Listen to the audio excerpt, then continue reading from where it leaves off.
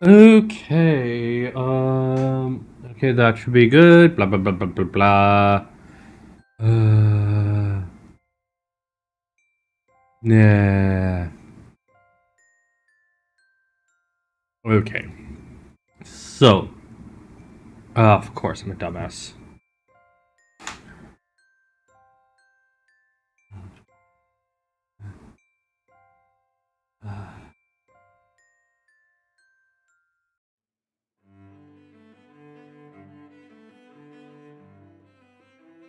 Okay.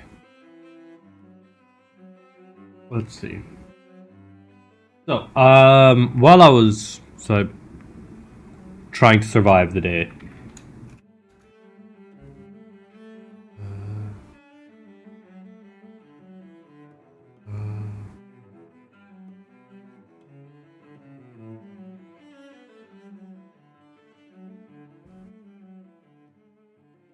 so I finished 34. We're working through 35.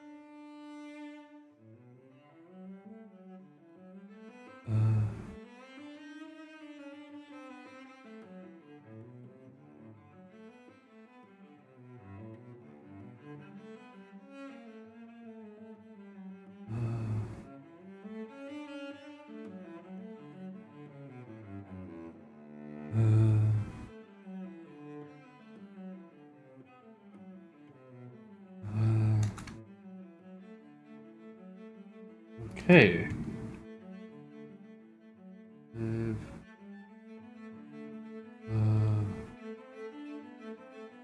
Oh, good lords, why so laggy?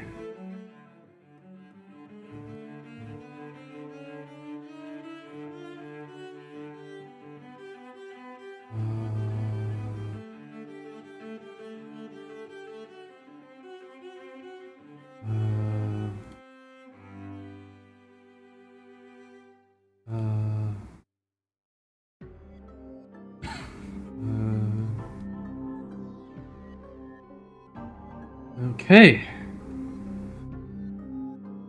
That's 27. 27 is... Oh, I forgot to say. I need to put an informational notice. And then informational.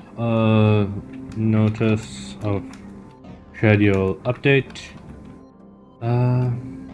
Actually, I'm not gonna... Yeah. Update. While I work on some other things for the near future, I'm going to be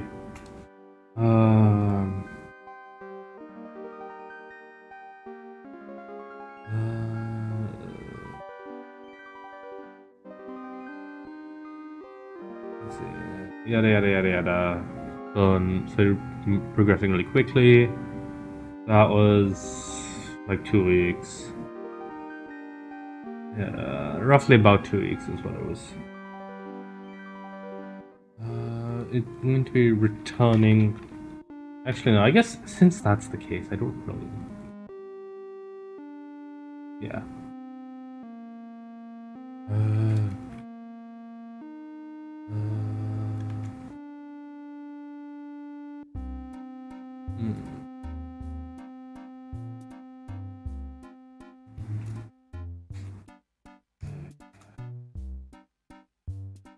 Okay.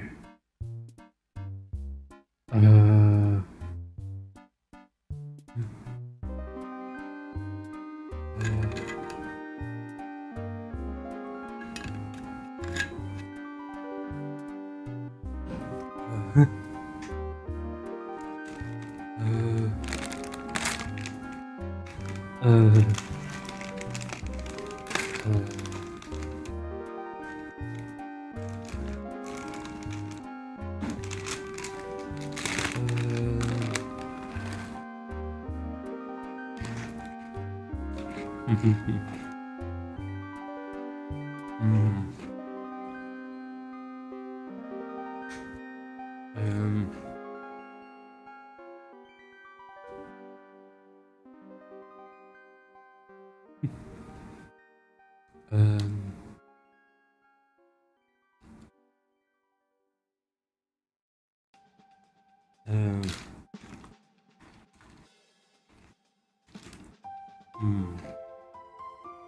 um,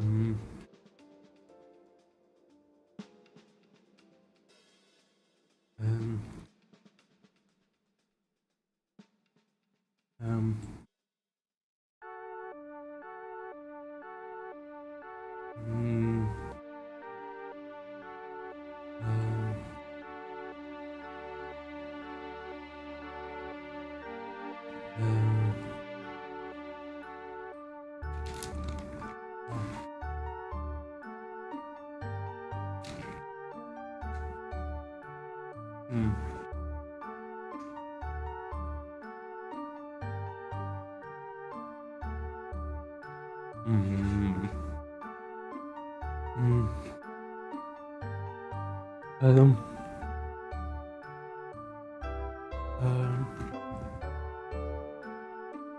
uh,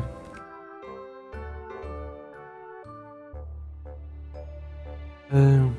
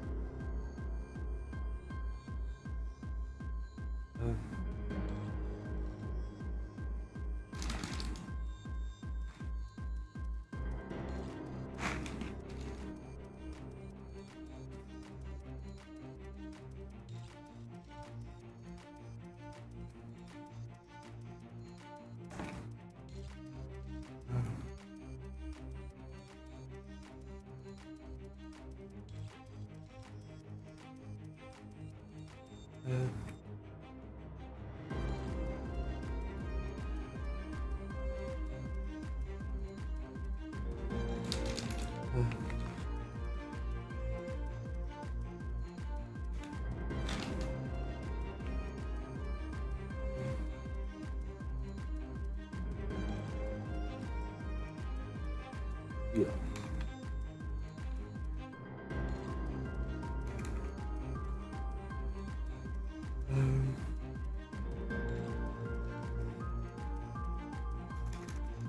The cloud. Okay. Let's see.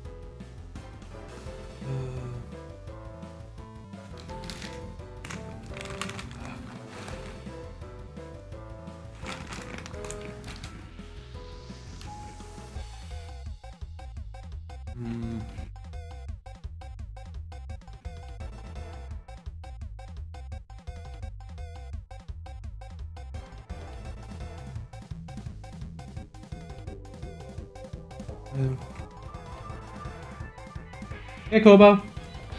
Yeah, it does. One of my favorite games, actually.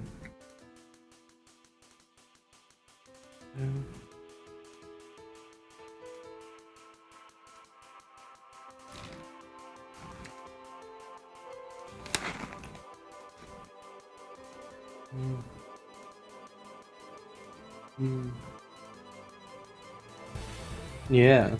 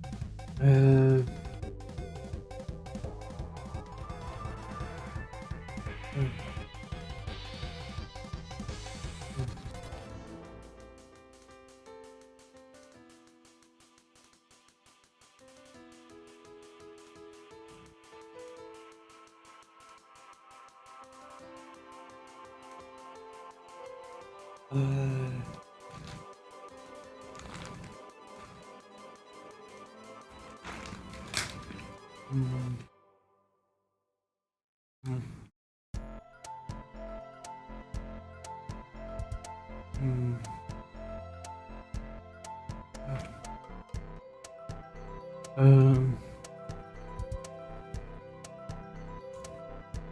Um.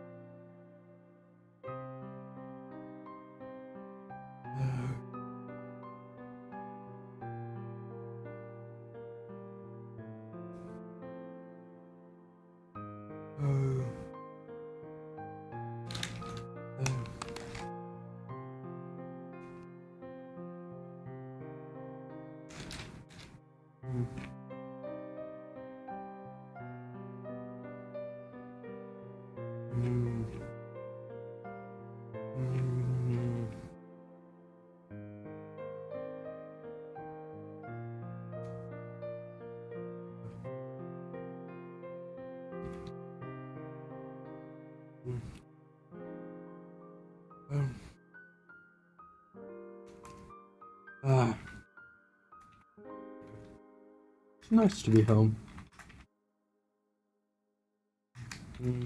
No.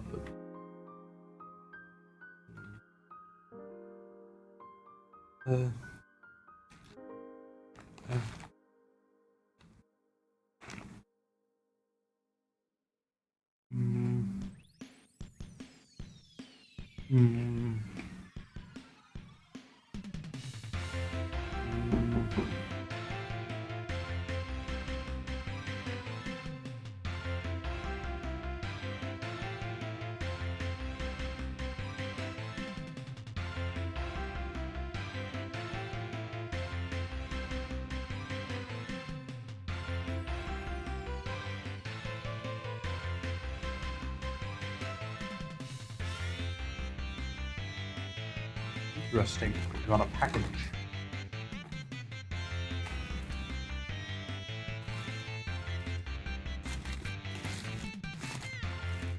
I know what this is.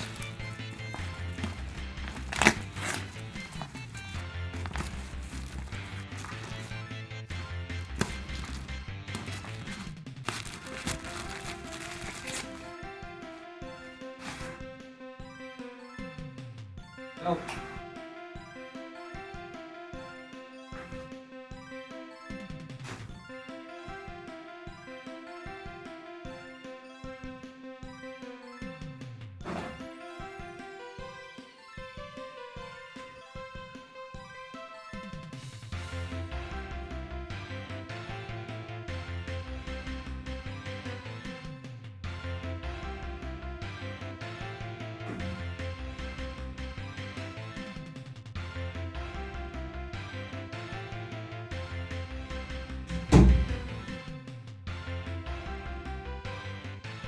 Okay, I'm gonna be back in just a second. I need to deal with something. My apologies.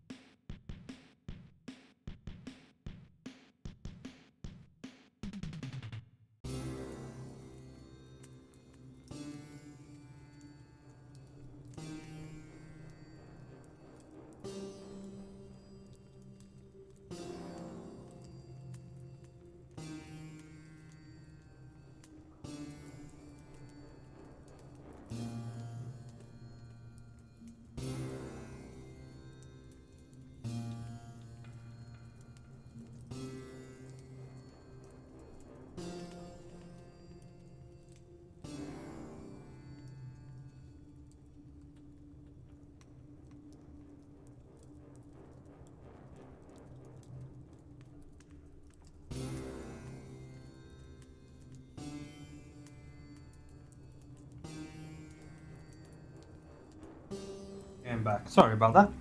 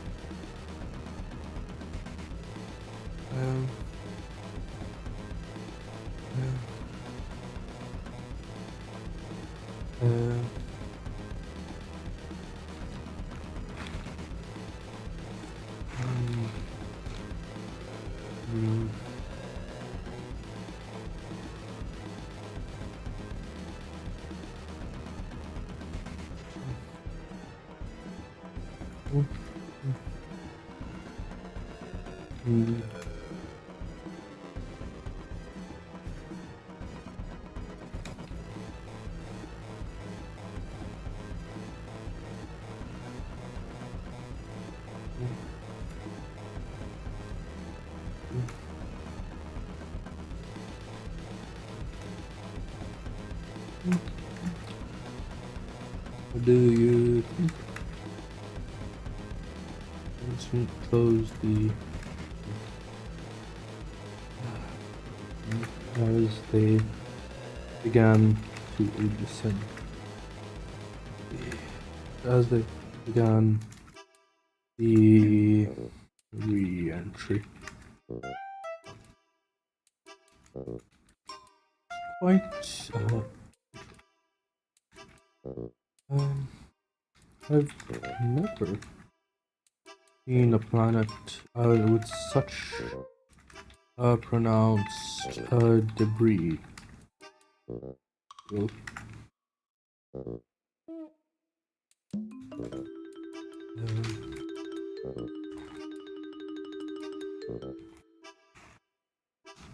mm, mm, mm,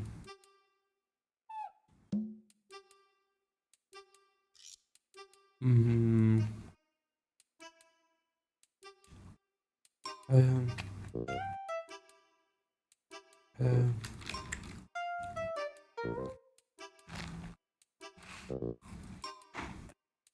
mm,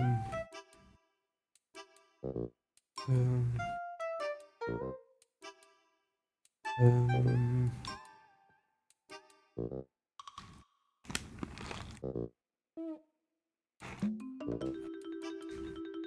um, um, um,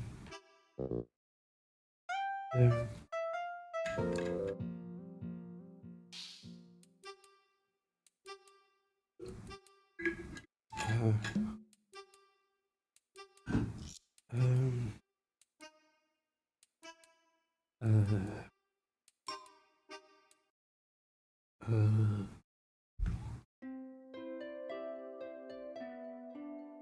uh, uh,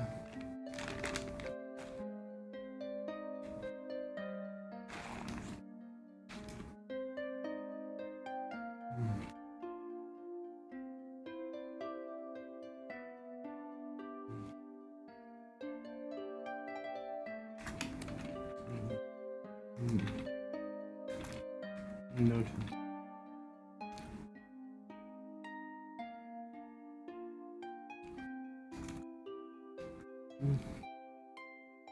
Uh,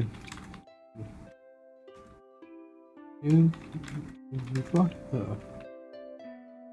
Not.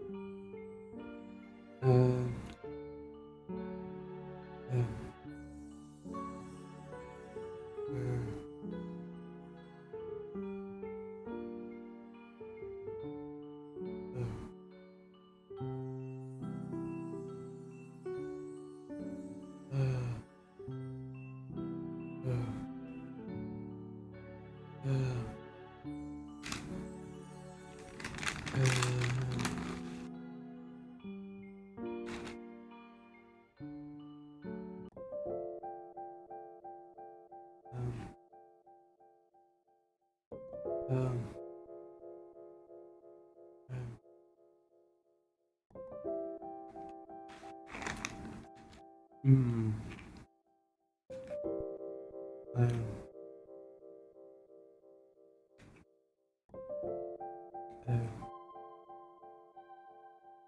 um,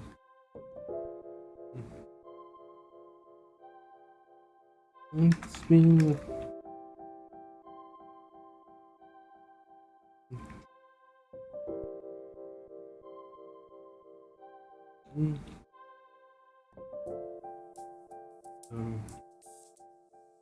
just there. They could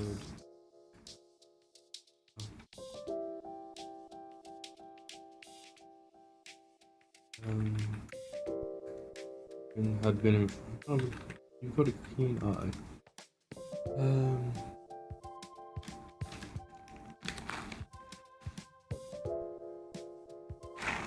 mm, mm, mm, mm, mm,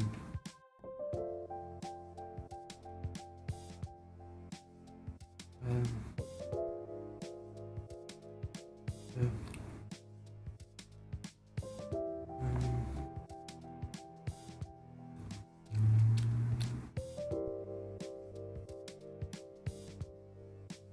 um, um, um, um,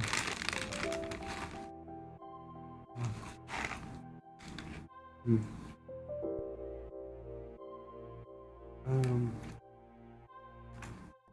uh, okay. We, we actually, mom, are very quite close to, and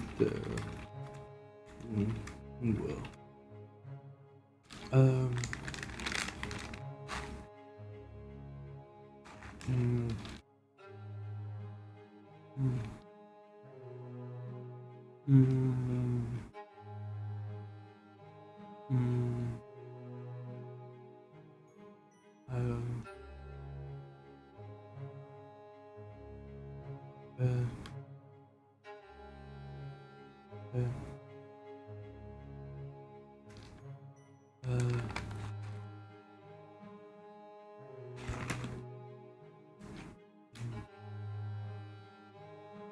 mm, mm,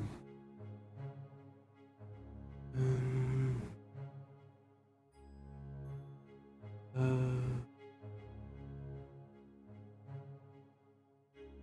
uh, uh,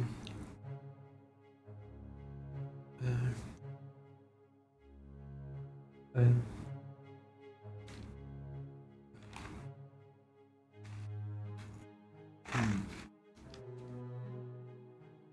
mm,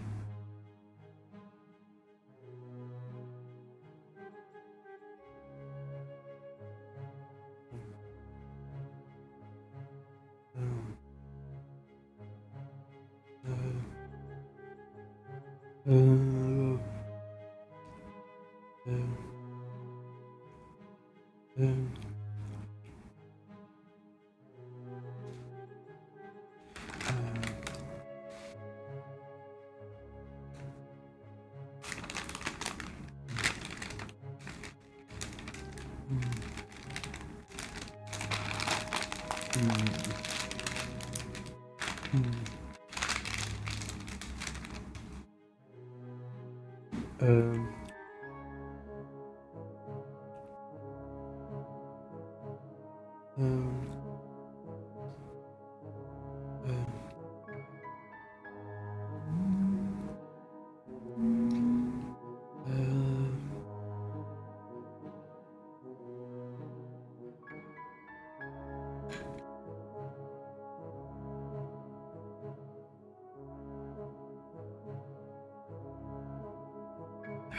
um,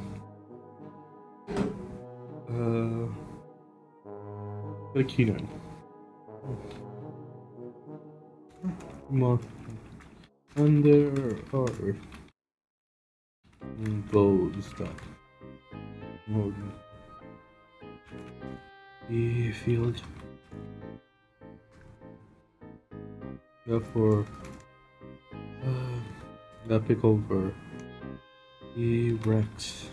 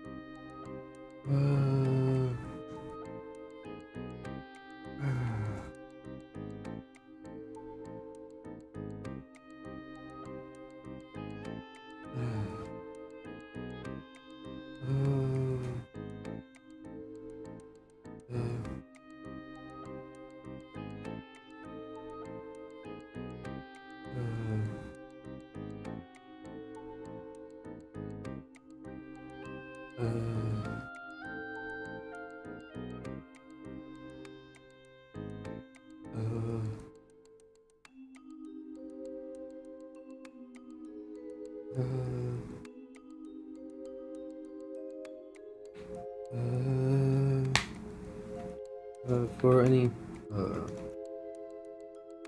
useful material.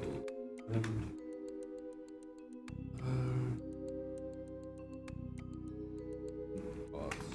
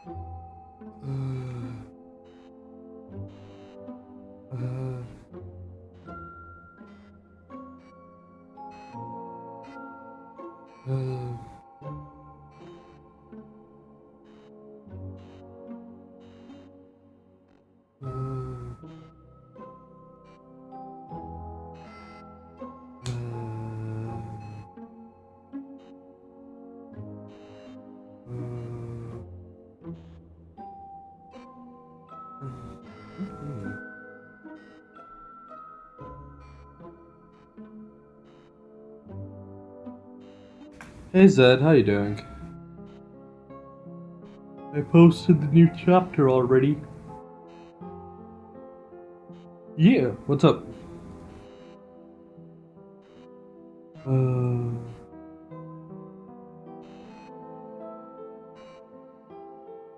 Who? Yes.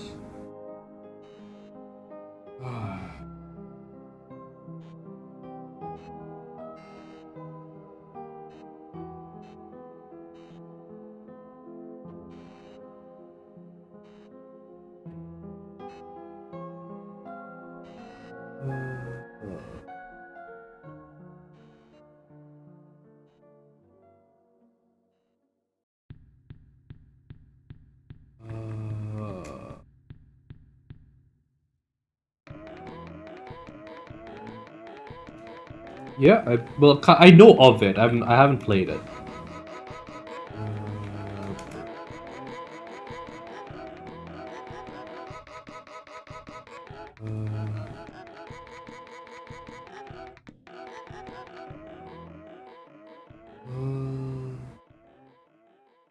Ah.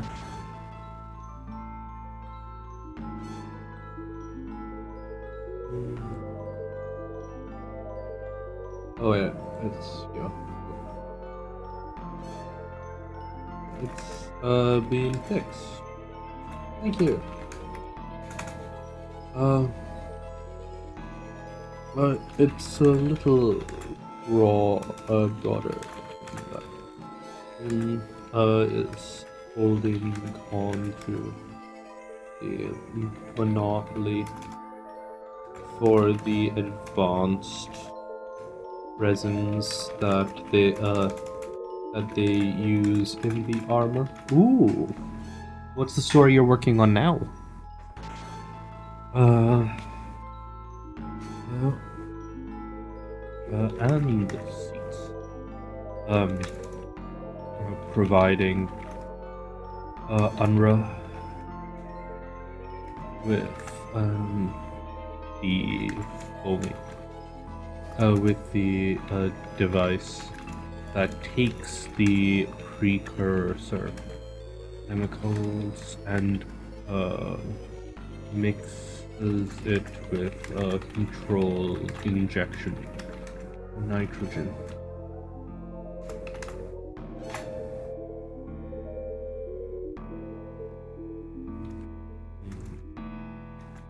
This means that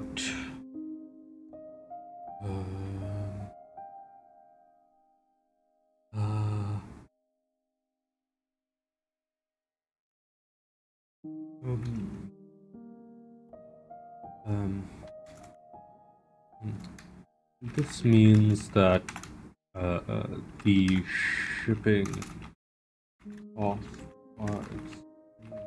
ooh, sounds fun. Minimal. Because the precursors get multiplied over 100 times in volume.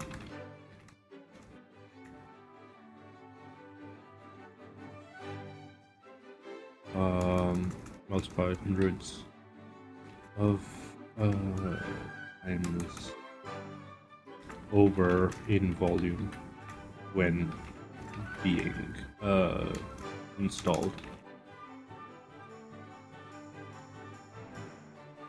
And the actual secret,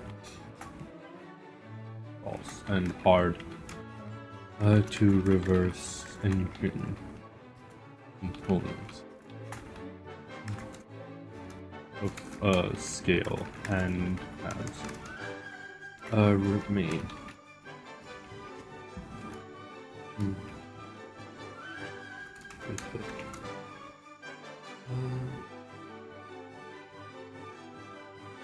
It's actually okay. So is it like a predator crash lands in the Monster Hunter world, and then is I didn't really, because I read Steel Ball Run a while back, and you know, not that was enough to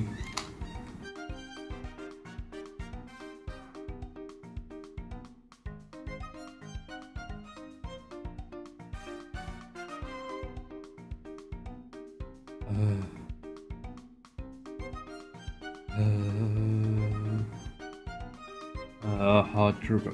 And it's the actual secret sauce is hard turbo. Hard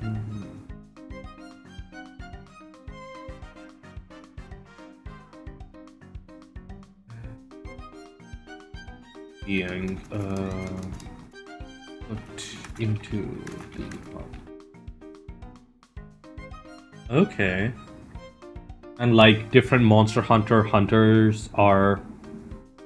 Oh, do you know about female predators? Like, do you know the lore?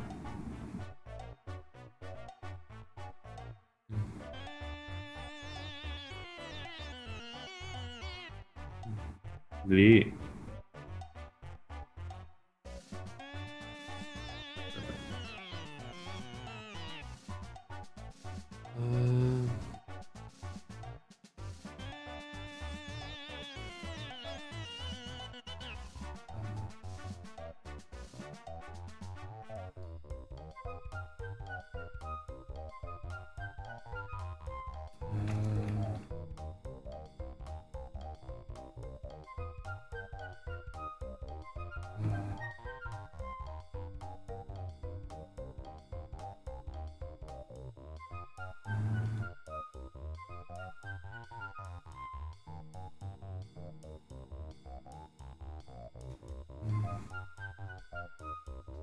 Okay.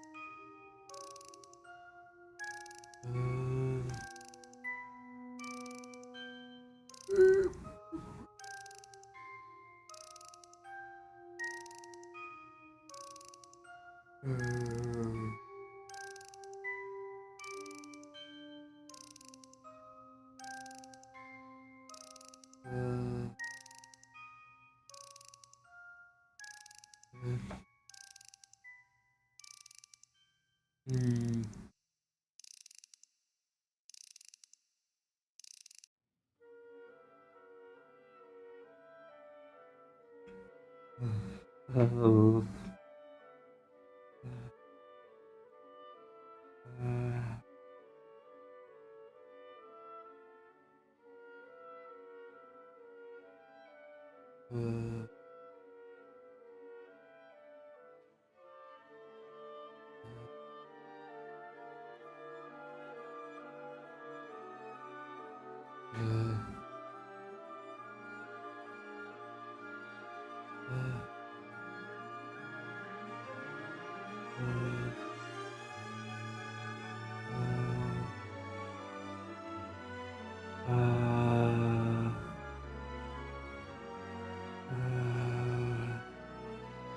well, here.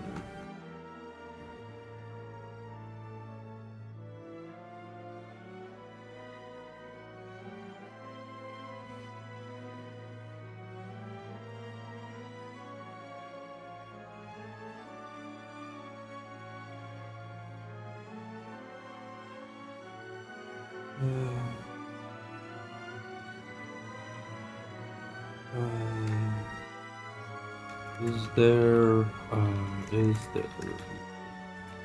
that much right? Yeah. Okay.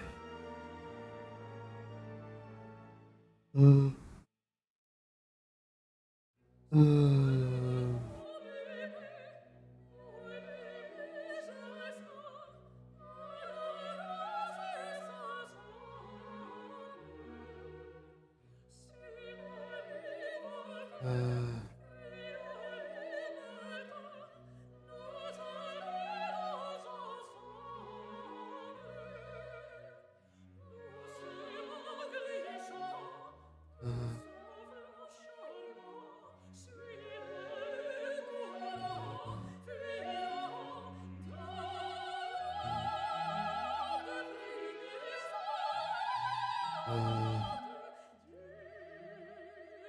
uh, okay.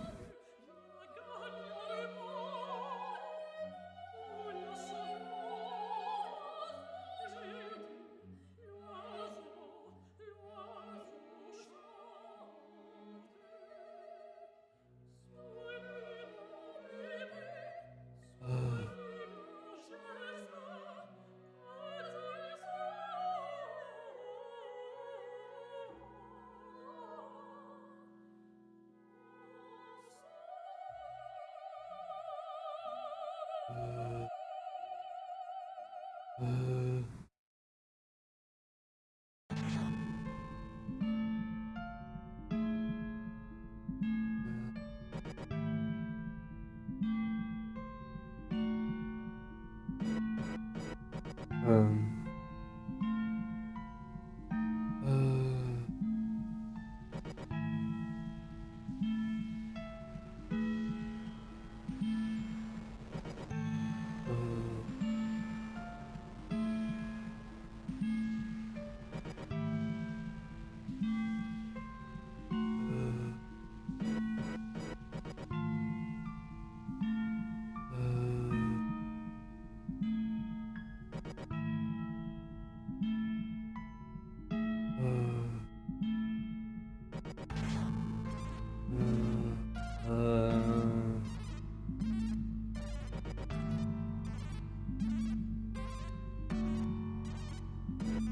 I think Chainsaw Ma is Makima, isn't it?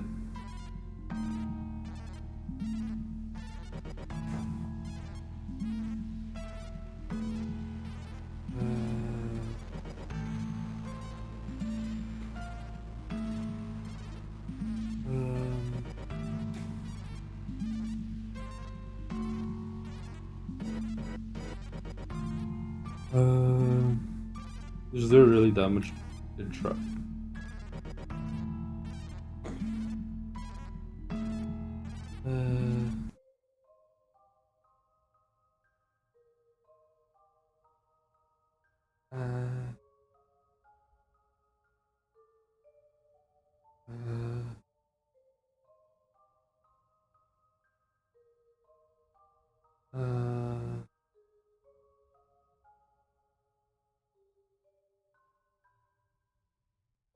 Yeah. Uh,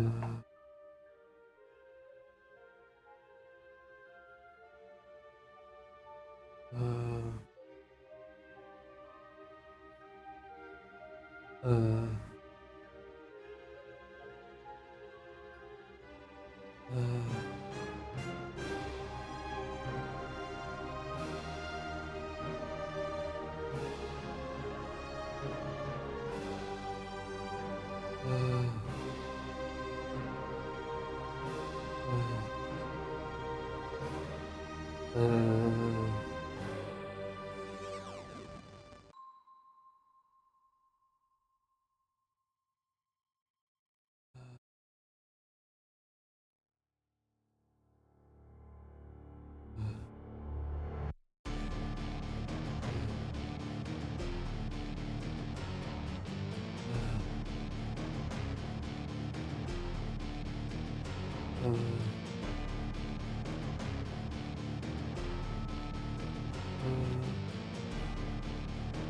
yeah.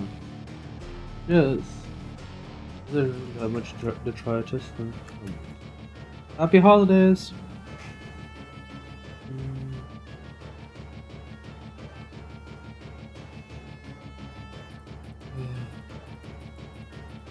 yeah. Yeah.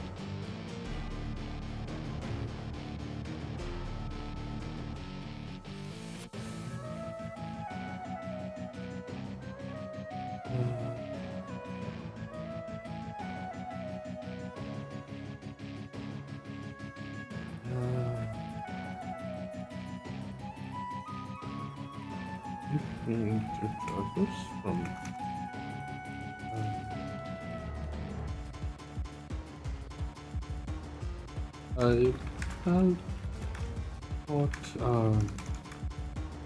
that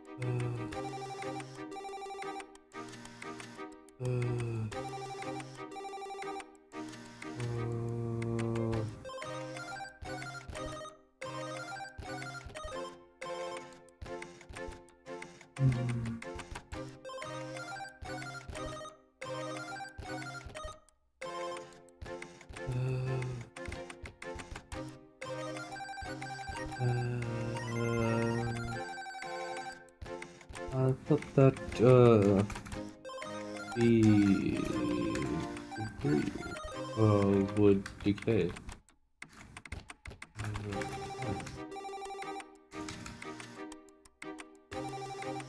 It does, and over the course of a few decades, the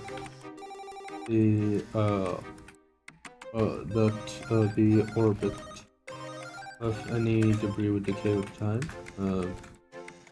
likely ending up with the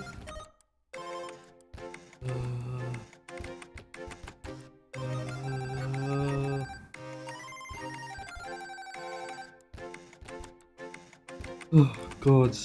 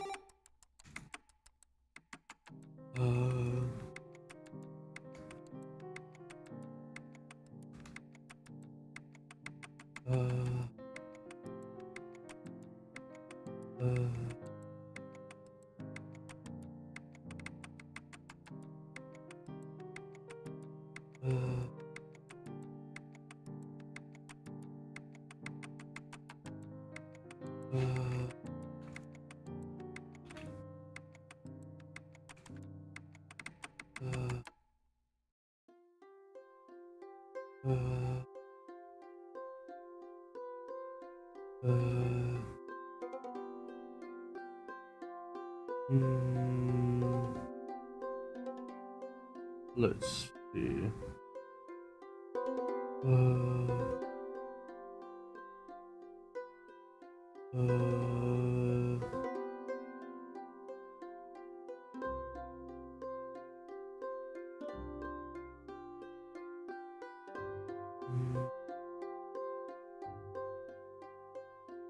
Let's see.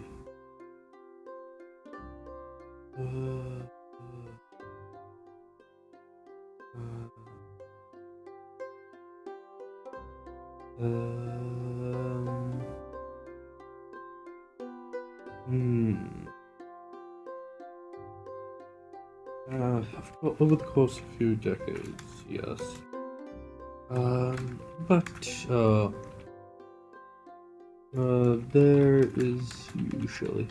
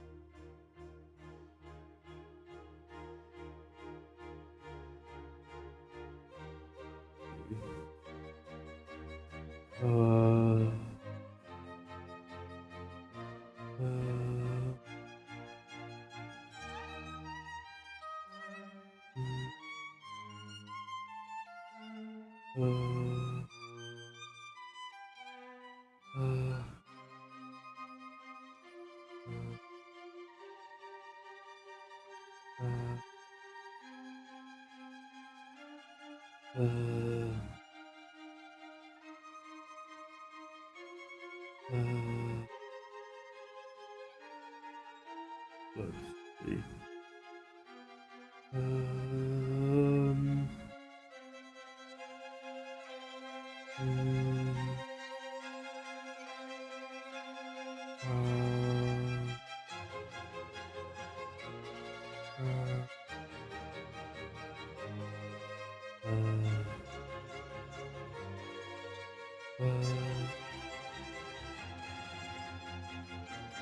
uh,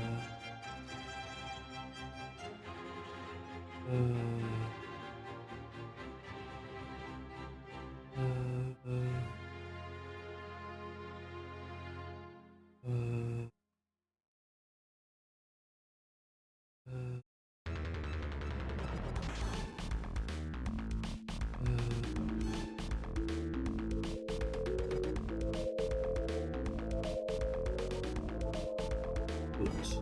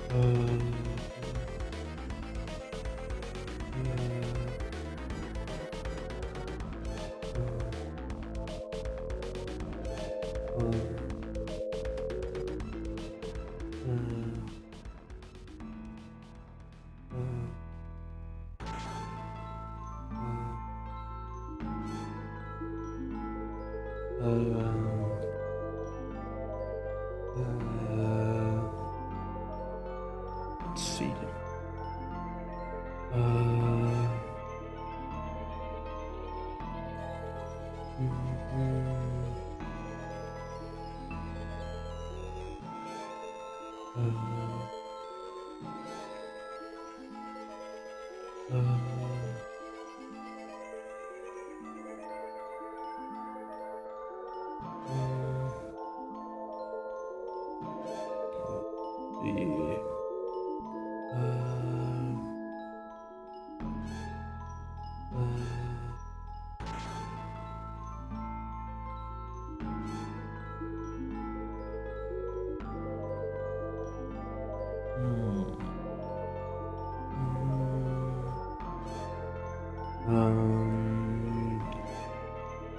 The question, as you said, but we do see enough business when it comes to the repair, refurbishment, dropships, and other vessels that of dropships and other vessels.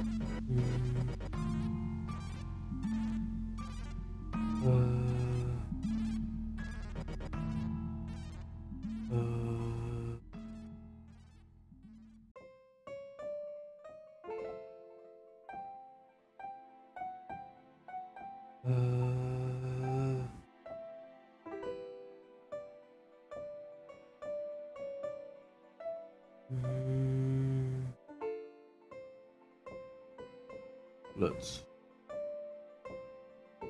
Let's.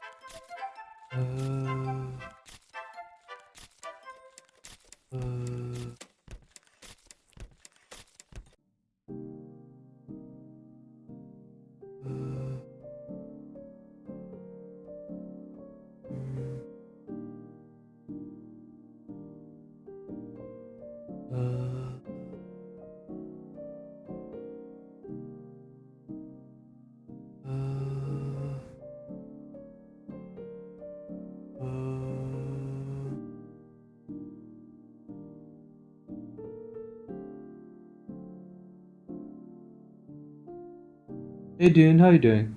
Good, good. Unfortunately, I'm not doing anything special this year because I am frankly too busy to do that. I did post another chapter of marching, and I'm building up enough of a backlog to um, what's it called? Almost hit, almost hit the, um, almost hit the next arc, which is the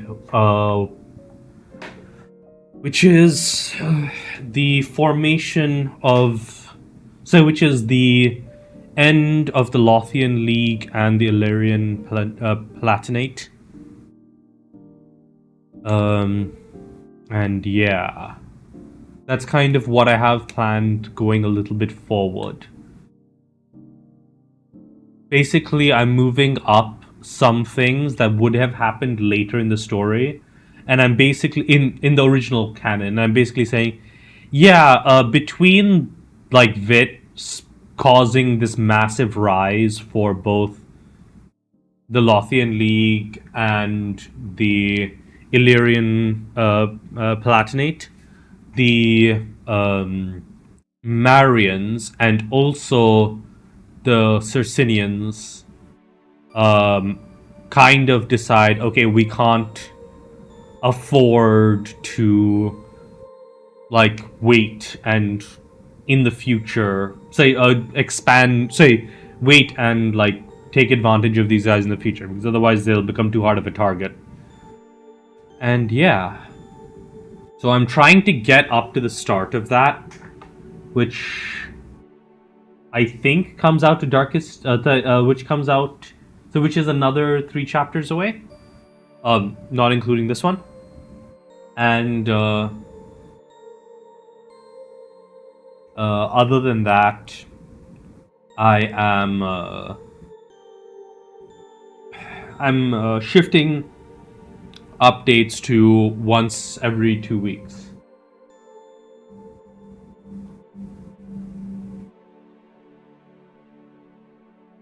So kind of, right? If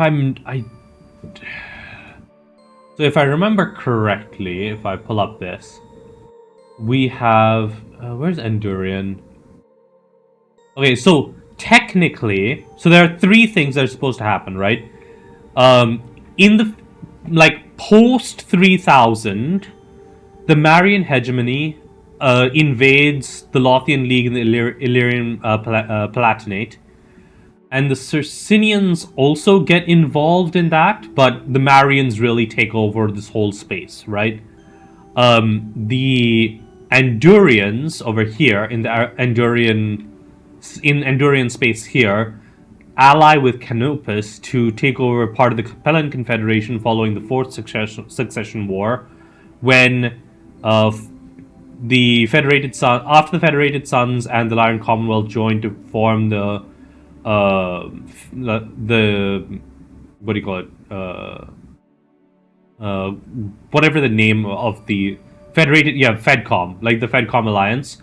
They both decide to go fuck over the Capellans, despite the fact that it really, like, realistically, they should have fucked over the Draconis Combine. It would have been way better for them to fuck over the Draconis Combine. But the previous ruler of the Capellan Confederation decided to fuck over the ruler of the Federated Sons, which is Hans, by kidnapping him and replacing him with a perfect doppelganger.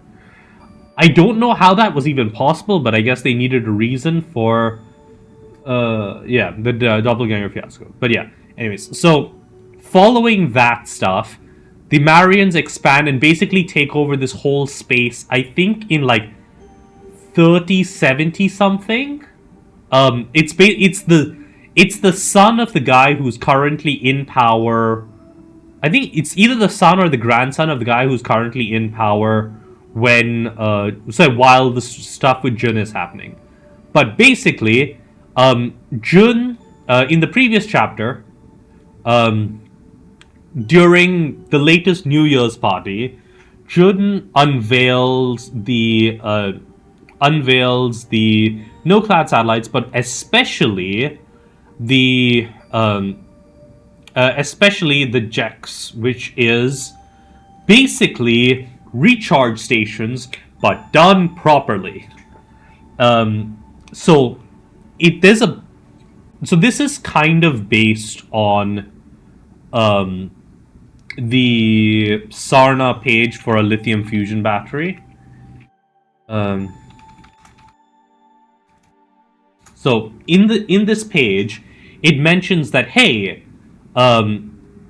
the drive sorry the this allows the system to store enough charge, do a second jump, and you shouldn't activate the KF drive anything less than 36 to 48 hours, right? Because that will cause damage. And also, when you talk about the recharge process of jump ships, honestly, recharging is really weird because they say, hey, if you use a recharge station, you can either use a microwave transfer process to recharge in 5 days, or this can be shortened if you have a physical connection. I have no idea why they're recharging jump ships by microwaving their solar panels, but I am going by the idea that since you can shorten it with a physical cable, and the lithium fusion battery says that it's between 36 to 48 hours. The JEX has an internal power supply that allows you to basically achieve lithium fusion battery charging times before your next jump, right? And that means that if you have a JEX in your system, you can not only get all of your cargo to the jump ship via any in-system small craft and just like stockpile it at the jump points, you can also charge up your jump ship super quickly and cut your say go from a week, like over a week on average, to a day and a half before your jump ship can go to the next station. And given that the Lothian League only has 2 jump ships, and that too only after the invasion to try and take out Vit a few years back, this basically triples. I think it more than triples. Yeah. So the way that I'm like justifying it mentally is that it's not that the fusion fusion engine can't charge the jump drive. It's that using the fusion engine has like a limited amount, like a lower limit on how much it can run, and if you're using the fusion engine to charge the jump drive, you're going to build up too much heat in your system anyways. Plus, you're also burning up fuel, and because 95% of your average jump ship is the like drive core, you can't have really big fuel tanks, and you need to reserve as much fuel as possible for station keeping duties, right? So it's not so much that you can't charge a jump drive with your fusion system, it's just that it's way cheaper to do it with your solar, say with your like jump sail. So people just do it, and now like some people kind of just forget that you can, if you need to, charge your jump drive with the fusion engine, but realistically, between the fact that your dropship has to spend 2 weeks going anywhere, and the fact that you need to charge it over at least a day and a half, like assuming that you have no other constraints on your power, at least a day and a half, you're not really going to see the benefit of using a fusion engine to do it, especially when you have like free power from the solar sails, right? So it's more a thing about jump ships theoretically can charge from their fusion systems, but nobody really cares to do that because it's not worth it. Between the Jeks and the ISAPs, this goes from, let me actually bring out the calculator, right? It's normally what, like 7 times 24 divided by 36 is so yeah, it's a little over 4.5 times more effective. I'll say 4.5 times more logistical capacity if all of your systems are equipped with a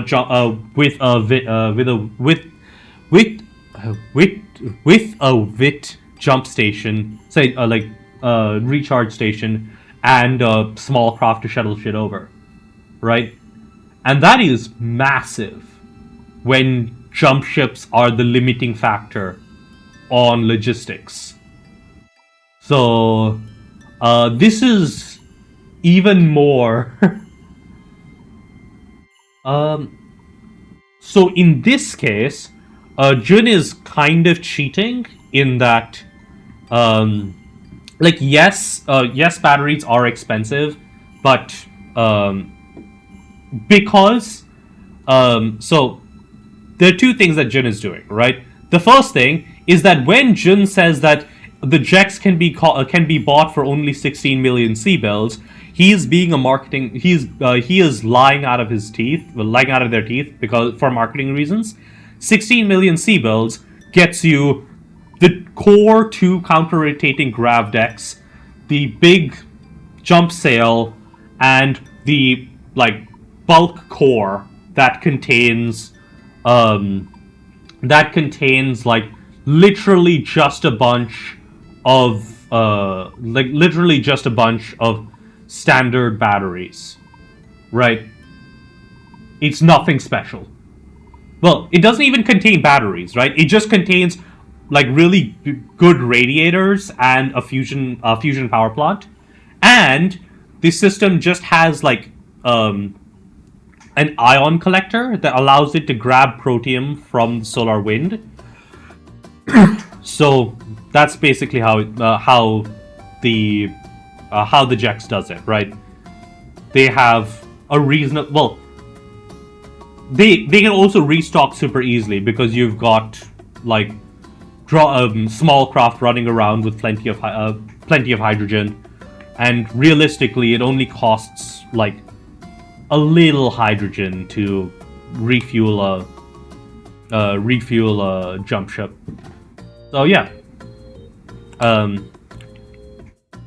any actual sane deployment of a Jex would probably cost like at least 2 to 3 times more, because you would want to put like weapons on it so that like pirates can't just come and steal, say, take over the station and then raid it for everything it's worth. Or like, I don't know, like have proper storage bays beyond just the 200 meter grav decks, right? But yeah, the core of the Jack station, which is just 2 counter-rotating grav decks, the big jump sail, and the big jump sail, and like the basic compute core, like the basic management core, like environmental systems management core, is 16 million C-bills. Yep. So the only time it needs a reactor is when it's charging a jump ship, and basically it's cheating by saying that because as a station they can have like big radiators and shit to much more effectively cool the reactor and all of that, and they don't need to worry about like moving and stuff. So that's why they get away with like having a reactor on board, and they are being refueled from that one. They need like very minimal station keeping because they've got a really like a much bigger jump sail than even jump ships have, right? It would be something like anyways, point is they've got a lot of they've got plenty of power to recharge jump ships. They've got enough storage that makes basically every like in the Lothian League, right? In the Lothian League, they have, as of 3025, 1, 2, 3, 4, 5, 6, 7, 8 systems that they need to service with only 2 jump ships. Right? So, and even these, if I show all systems, yeah. So you got Valerius here. But, like, to move between these systems, you need to, like, normally it would take, like, 2 weeks plus, right? Because you need to, the ship needs to jump there, at least one dropship has to go from the jump point to the planet, load up on whatever it is that they're trying to get from that planet, and then bring it back to the jump ship and drop it off. But the Jex system turns that into, hey, we're here for a day and a half to pick up whatever it is that the people on the planet have already loaded onto the Jex station, and then we can go to the next place in the room. My favorite stylistic device is usually I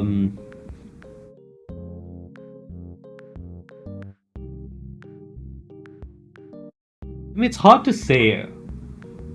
I like to have like interludes or like secondary character perspectives, right? Where you see other people react to the thing.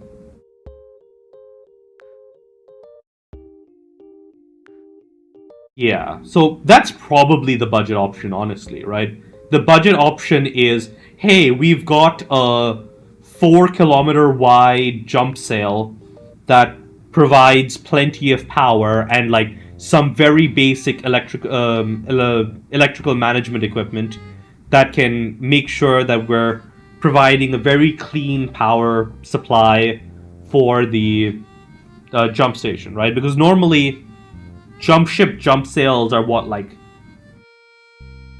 a few hundred meters wide, I think.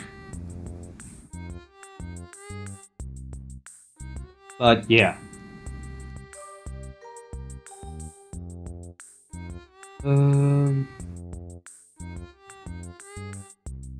But yeah. And yeah, and like these stations are extensible, and if you've got like a little runabout for your system, you load your crap onto there. And yeah, so this is a huge thing, not only say for the Lothian League and for Illyria, but also it starts like, yeah, but like for the stations, because they've got plenty of like they don't need to worry about any of the other crap. They can have a big jump, like a big sail. And yeah, and yeah. And Jun doesn't mention it because they kind of haven't realized it. They did not just source normal jump sails. They use their resin knowledge to make their own jump sails, and it's technically better than the original jump sails. They will only find out about this later. Because they just said, okay, yeah, and it's not even just the periphery, right? It's basically every nation. So, obviously in Lothario and so the Lothian League and the Illyrian Palatinate are going to be the first ones who get who are like semi-prioritized. But after that, it's going to be the Free Worlds League and the Lyran Commonwealth who are going to be like grabbing as many of these stations as they can and like eating up all production. But that means massive influx of wealth. It's going to mean massive massive development, massive investment in both of these two nations. VIT is basically the single largest employer across both of these polities together. Yeah. And like, remember, the Lyran Commonwealth is one of the one of the groups that are going to these auctions to buy Jax and other stations, and these are the people who use Atlases as scout mechs. Richer than God, dumber than a sack of bricks. So, they are very much interested in buying all of the Jax stations until they have their entire system, their entire like space plastered with these things. Like any system that any system that doesn't already have a recharge station. I mean, like arguably, even places with a recharge station would want this, because Jun has configured the charging equipment to optimize for drive core charging times, right? Because they originally, like, this is kind of something that I remembered while writing about the Jax, is the first proper education Jun ever had in anything scientific was working on a jump ship crew. They are perhaps one of the few people who could make something like the Jax.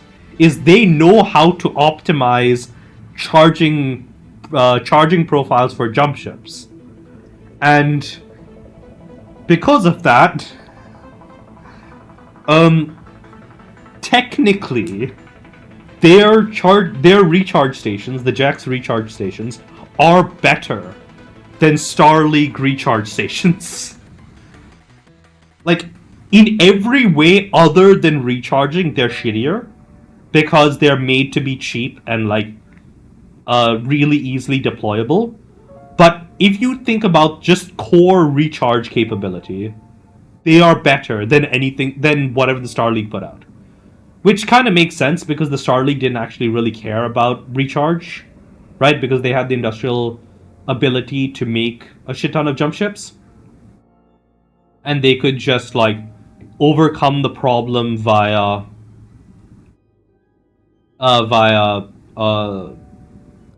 increased jump ship ability for throughput, rather than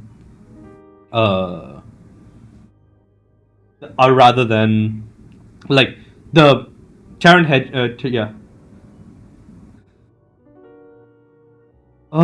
So the thing is, right? Like the Lyrans and the Free Worlds League, once they get a hold of them, likely would, as a way of doing things. But Jun wouldn't do that until after what happens here, which is like, once Jun is set up on Illyria and is starting to like establish Ven Interstellar, and that's one of the things I enjoy, that I find funniest about the way I've set up Jun, is that every single, like almost all of Jun's companies are just named VIT. There's Ven Industrial Technologies, there's Ven Information Technologies, and then there's Ven Interstellar Technologies. So it's just all VIT. And then there's going to be like Ven Institute for Technology, which is the school that Jun is going to eventually set up in the Lothian League in order to build up some homebrew technical, homebrew talent for all of that. But the idea is, as the Illyrian Palatinate and the Lothian League grow, both the Cercinus Federation and the Marian Hegemony are basically going to say, well, if they get any stronger, we won't be able to like constantly raid them as pirates, because all of our forces would get blown up. So we are going to get together with our Free Worlds League and Comstar backers, and we are going to invade this area. So we are going to invade them so that VIT is destroyed, and these two places remain places, so they remain targetable, they remain like areas that are like free to target, right? Except a good half of this chapter, so a good half of the previous chapter, is Jun doing a massive upgrade on the defenses in Lothario. Because they got spooked by the fact that there was a almost successful attack on Vatnajökull, which means that you're going to eventually have, like, after the invasion of this space, both like the ruling factions in Illyria and Lothario are heavily devastated by the invasions because they are targeting like military centers and all of that. But the Bulleberg complex on Lothario and the Omoa complex on Illyria end up being immensely powerful, immensely resilient bastions for the local defenses. And Jun deploys their prototype ASF, which has inertial damping technologies and energy shields to basically single-handedly take back the orbitals in Illyria, which means that at the end of the... that is going to be the Victus... I believe I call them the Victus Confederation? So Victus Coalition, yeah. Hey, Muffin. But yeah, so... following... so basically... because the Illyrian... So because the previous rulers get decapitated during strikes on the various capitals... I mean, I could do like Ventus and do like a wind theming, but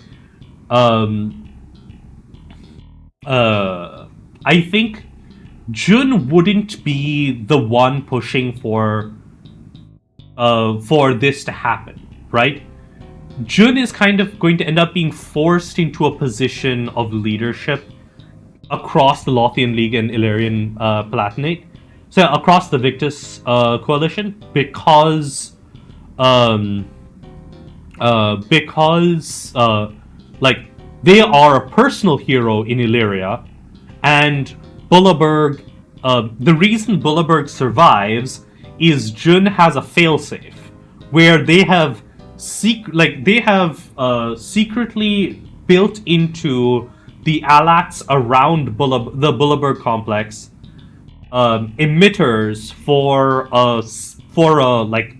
a complex-sized barrier generator and an L2 supercharger for that base, which means that following an immense following a push on Lothario, you get that being basically a shining beacon of strength. And when all of these other nations, following the reprisal strikes on both of these nations, you get Jun. So you get Jun effectively becoming the person people trust to keep them safe. And they kind of accidentally end up ruling this entire region of space once all the dust settles, right?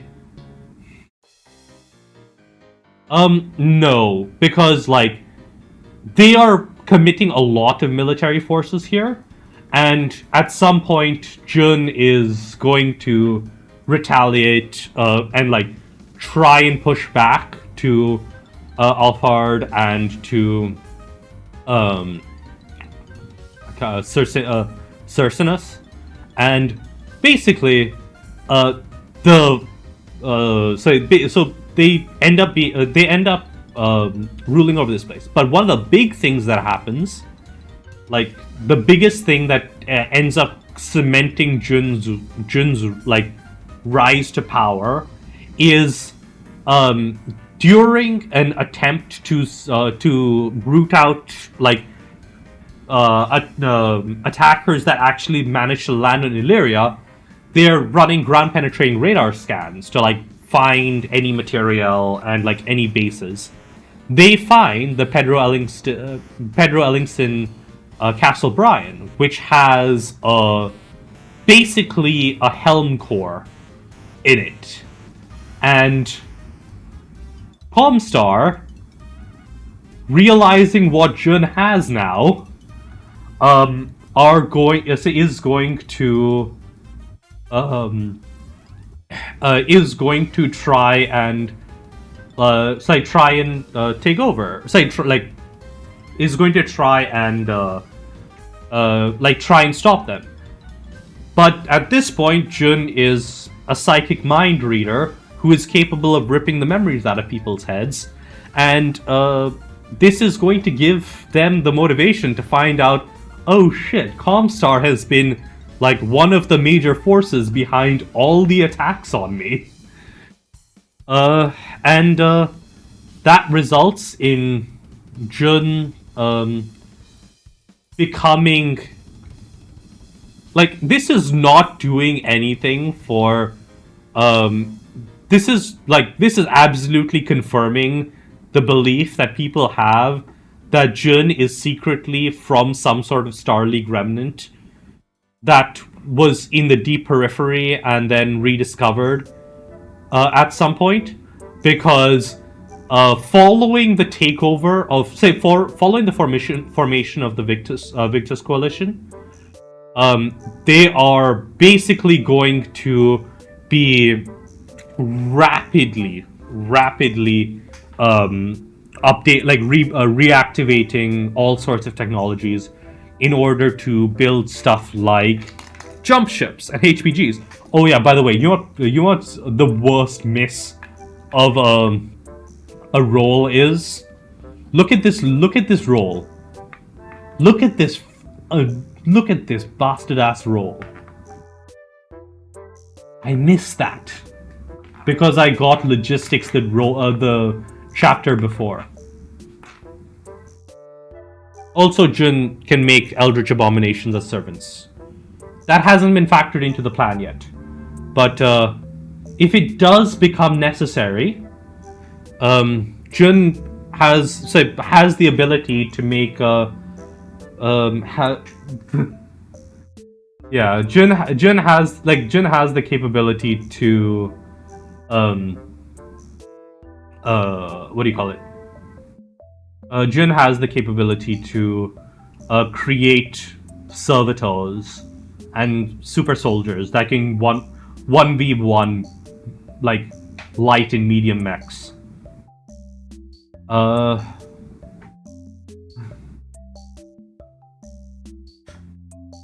Yeah, but the thing is, even if Jun did get visited by some unmarked warships,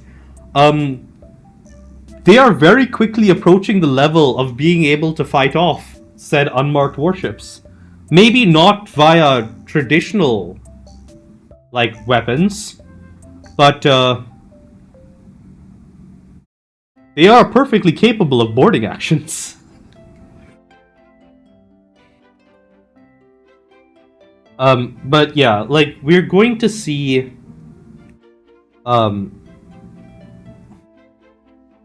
yeah, basically the point is, I'm trying to push to the start of the war, and then following that, we're going to have a sort of semi-arc.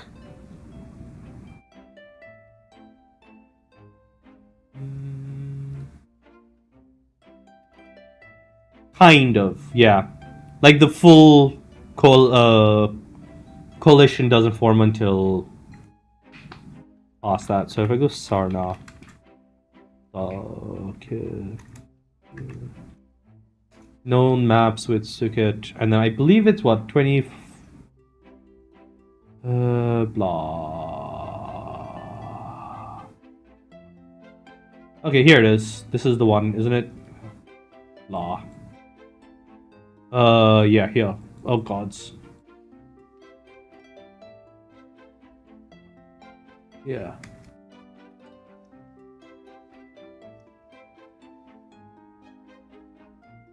Are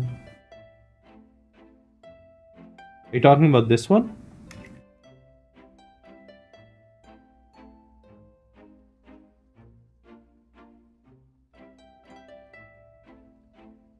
On the interactive map. Okay, let's see.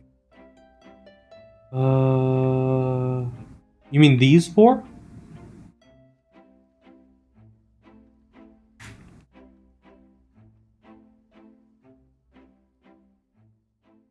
Yeah. So if I look at the secret maps,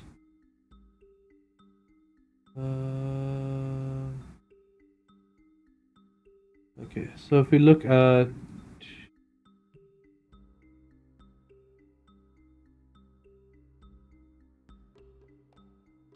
okay, here we go. This one should have it.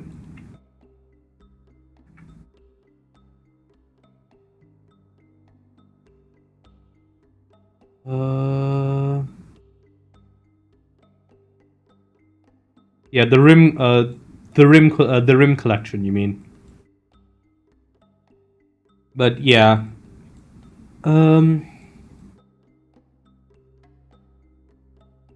But yeah. So basically, yeah. So the thing is, Jun is say following the. Yeah, you did. But yeah, following the following the following the formation of the Victus Coalition, and the discovery of the Lost Tech, the Illyrian core. Jun is basically just going to be focusing on, okay, we're not expanding at all. I'm going to be focusing on rebuild. Like, I'm going to be focusing on actually gaining access to the technological capabilities that this core represents, and in terms of expanding this. But the other thing Jun does is they begin re-establishing contact with. So Jun will sell, like, initially at least, only sell like certain things from the core, right? They'll sell some maybe some dropship manufacturing things to some dropship manufacturing technology or whatever to like throw off some of the initial suspicion while they start the process of heavily reindustrializing the Victus Coalition. And then once that's done, they might be more open to trade for stuff in the Illyrian, say in the Illyrian core, right? They might be willing to trade stuff like one of the big things that's going to come out of there is so the reason why that issue existed with the Helm core is that the original Helm core was like partially destroyed while the Grey Death Legion was trying to pull it out. Yeah, Helm was like what they were in the middle of taking a copy, and then the Comstar Precentor in the area found out, tried to nuke the place, but the Grey Death Legion managed to get out with like most of it, but in a pretty shit format. But the Illyrian core won't have that issue, but it also won't be as like it won't be like super encompassing, right? It won't have a lot of finished technologies, right? The Illyrian core is going to be similar to the Helm core in the idea that this is someone high up in the Star League who saw what was happening with the Amaris Rebellion and basically grabbed all of the theoretical like all the scientific materials and everything that they could get their hands on. Things like all the research papers they could get on their hands on, all the books on science and technology, right? They've grabbed a lot of educational materials, but it's not a lot of finished designs. The closest thing they have to finished designs is a bunch of dropship schematics, right? And stuff surrounding specifically KF boom technology. Everything else is, okay, you now have the education of someone who graduated from MIT in 2750 or whatever the beginning of the first succession war was, right? Or 2571 or whatever it is. Back during the expansion of the, around the start of the Amaris coup, that is what the Illyrian core represents. It's basically, if you finish studying everything in the Illyrian core, you would be the equivalent of a professor in whatever subject you chose to study from Terra in, say, circa Amaris Rebellion, right? So they have all the theory, but they need to put it into practice. And some of that is going to be Jun develops, the two big things that come out of there is they have a lot of KF drive specific technologies, and this is how the Victus Confederation stays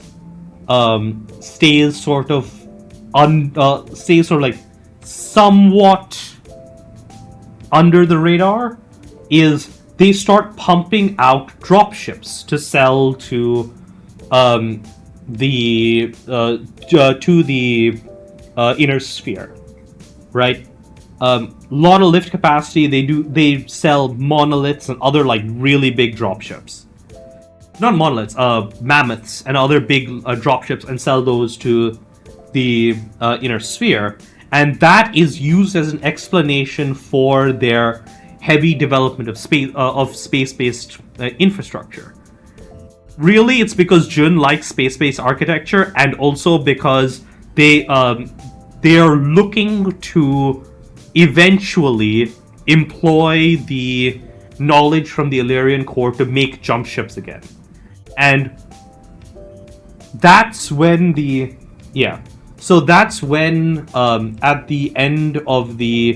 at the start of the second true arc, right? We've got the prologue, partial arc. We've had the Vit arc so far, which is Jun establishing themselves in the inner sphere, attracting a bunch of attention, making a name for themselves, getting educated, all of that stuff. The sort of build-up arc. Then we're going to have the war interlude arc, which is the war against the Circinius Federation, the Marin Hegemony, which is being backed by the Free Worlds League and Comstar. And that eventually becomes the second proper arc, which is the Victus arc, which is stuff like the politics of the Victus coalition dealing with the Magistracy of Canopus and the Lyran Commonwealth, because Jun already has contacts in the Lyran Commonwealth, not so much in the Free Worlds League, and Ime and Arvel and all that have contacts in the Magistracy of Canopus because of their previous dealings. Some of the big stuff that Lothian League used to sell is Canopus and Taurus were their previous big customers, right? So Jun is going to be building up this space and also making contacts with, trying to reach back to, reach back all the way to Melpomene in order to build up Melpomene as a deep space far behind the lines industrial center, right? And that is part of the whole Victus arc. And the Victus arc ends with the clan arrival, right? because we well, not exactly with the clan arrival, but like with the yeah. So this arc is going say the war arc begins once around the year 3000. Well, the war arc begins around 2995 and ends about the year 3000. And then we have the 20 odd years of build up until 3025. So Jun has a lot of ki by this point, which has passive life extension effects by itself, but they're also going to be dealing with the Magistracy of Canopus anyways, and they are going to trade some of their medical expertise as a result of their bioculturing knowledge in terms of repairing some of their stasis. Yeah, they're going to be repairing some of their stasis chambers in exchange for Canopian life extension medication, right? Life extension treatments. And then that has the Victus Coalition here, which is going to be this giant new periphery power that comes out of nowhere, which already has close allies in Canopus, and in the Taurian Concordat. The poor Oregon Coalition are going to be like, but we're the coalition. Nope, you're now the other coalition. And there's probably going to be at some point like a lot of chaos going around here, especially once the Fourth Succession War kicks off, because I don't believe there is enough going on here to stop it. There is a couple of things that might happen, right? First thing, there's the core in Illyria, which needs to be dealt with. The second thing is, I think, based on the description of where Katrina Steiner ends up during her exile from the Lyran Commonwealth, I'll need to look into that a little bit more. But the bigger thing is, I think the place Katrina goes to following the botched, like the pseudo-assassination attempt from Loki, is the zone of space that will become the Victus Coalition in that time. So the next heir to the Lyran Commonwealth is probably going to spend some time hiding in Jun's backyard. And is going to get a look at the massive quality of life increases and like technological renaissance that is happening right fucking next door. Because if you look at where Katrina Steiner ends up, this is roughly the area where she is, right? She gets like the Loki attack is like somewhere around here, and then they escape into the periphery, right about where the Victus Coalition is. Right? If we look at Katrina Steiner, we look at her early life, yada yada yada. Graduating here, Hesperus 2, right?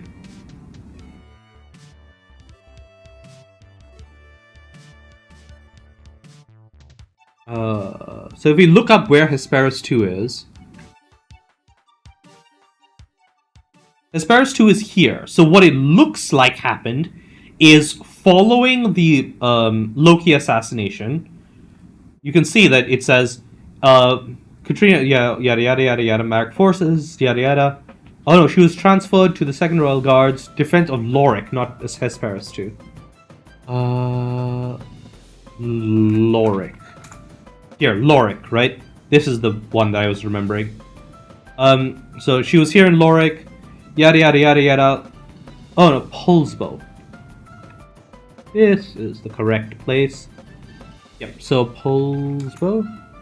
Yep, right here. You can see right next to, literally across the border from the Victus Coalition. So she will probably end up in the Victus Coalition around the final days of the war, and she's going to be there during the rebuilding process, right? and she's going to see a lot of what Jun is doing, and the basically, oh, the Lyran Commonwealth actually has to pay attention to this neighbor, and like perhaps if she was already Archon, she might have tried to stop them from happening, but either she doesn't. So either she's just observing for now, and later comes to them as a superior power, so as a major power from like once she takes Tharkod back, she then makes deals with the Victus Coalition to like for tech and stuff, or like perhaps the Victus Coalition is one of the nations that receives the peace offer from the Lyran Commonwealth, right? Or she goes to Jun to back her ascension back to the throne in Tharkad, following her disappearance from Polsbo, right? So I still haven't figured out how that goes, but that's something that'll happen. And apparently at some point she's going to find the black box in this area. So I'm not sure how useful that will be, because if the Helm Core is anything, say if the Illyrian Helm Core is anything like the actual Helm Core, it likely has some of the knowledge necessary to arrive at something akin to a HPG, right? Because I actually did end up finding some of the lore for how HPGs work. It is in this.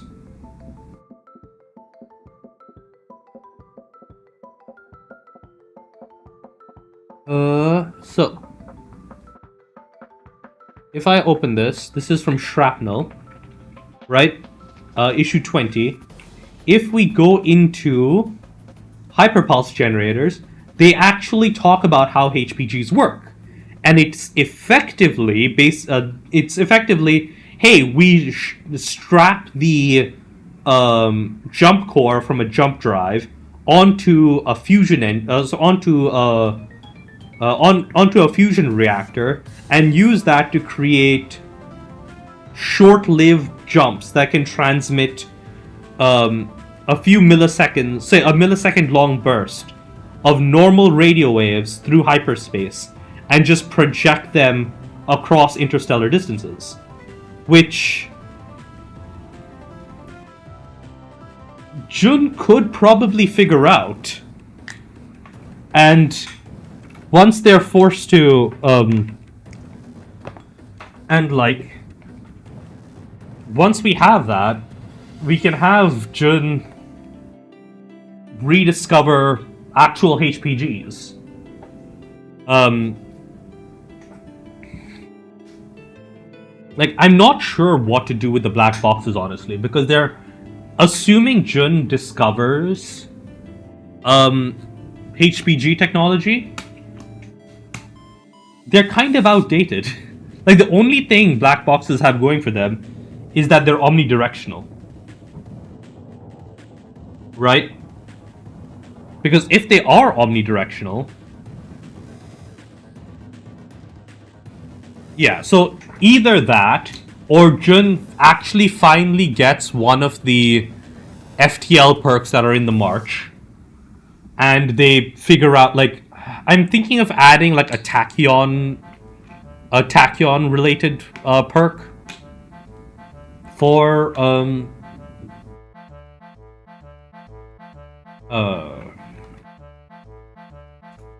yeah, there's no tachyon related perks in the March right now, so I'm probably gonna add something like that. There are quantum entanglement communicators in the March as well, so assuming Jun gets a better communicator from the March, maybe that's what happens. But yeah, the idea is right now we're coming to the end of Jun the Vit arc, which is basically this is just what happens. This is like Jun getting established in the inner sphere and like already changing it, but not really by that much. Really, everything Jun has like propagated to the wider inner sphere is more or less technologies that already exist, but just deployed in a way that wouldn't be like immediately apparent to someone from the from the BattleTech universe, right?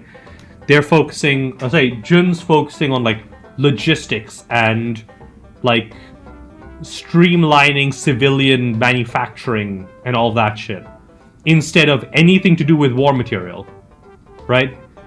They have made like a few weapons, and all of their weapons are really good, but they're also not anything special, right? Cosmos, the only thing that Cosmos are really good for is that they have like good range and are cheap, right? Other people could do something like Cosmos, it'll just be more expensive for them because they don't have semiconductor tech. But even that, it's not like unknown technology, and the Jex doesn't even have any, like, isn't even anything special from the bounds of, okay, this is using like fancy tech. No, this is just like Jun optimizing for the cheap, the minimum viable product for a recharge station, and having some knowledge of how to optimize jump ship recharge times.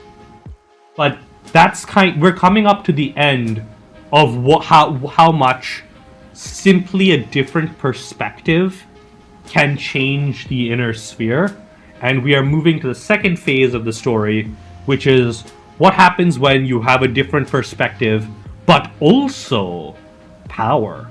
And we're going to see Jun deal with stuff like you know,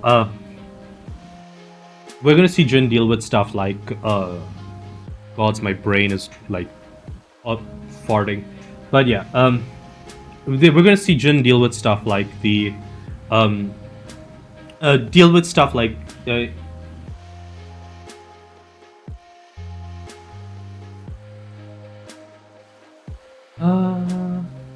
so technically, I don't see why, based on the description given of HPG technology, that it couldn't be applied to a jump gate style thing, right? Because when you look at how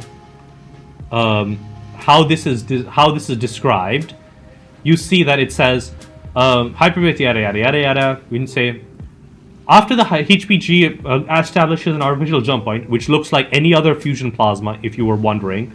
The field initiator creates a hyperspace field and begins rotating electromagnetic signals through hyperspace. What this suggests is the thing that makes a HPG is that it is able to send something through hyperspace without also sending the jump drive itself, right? It is only sending the thing that is being transmitted. Which means, if this is possible, right? If you can scale up HPG operations, which Jun has a perk for, Jun could scale up the HPG technology to just shoot a jump ship through, like a jump ship, not jump ship, a drop ship through hyperspace, and then just dump it into orbit, into the jump point on the other side, right?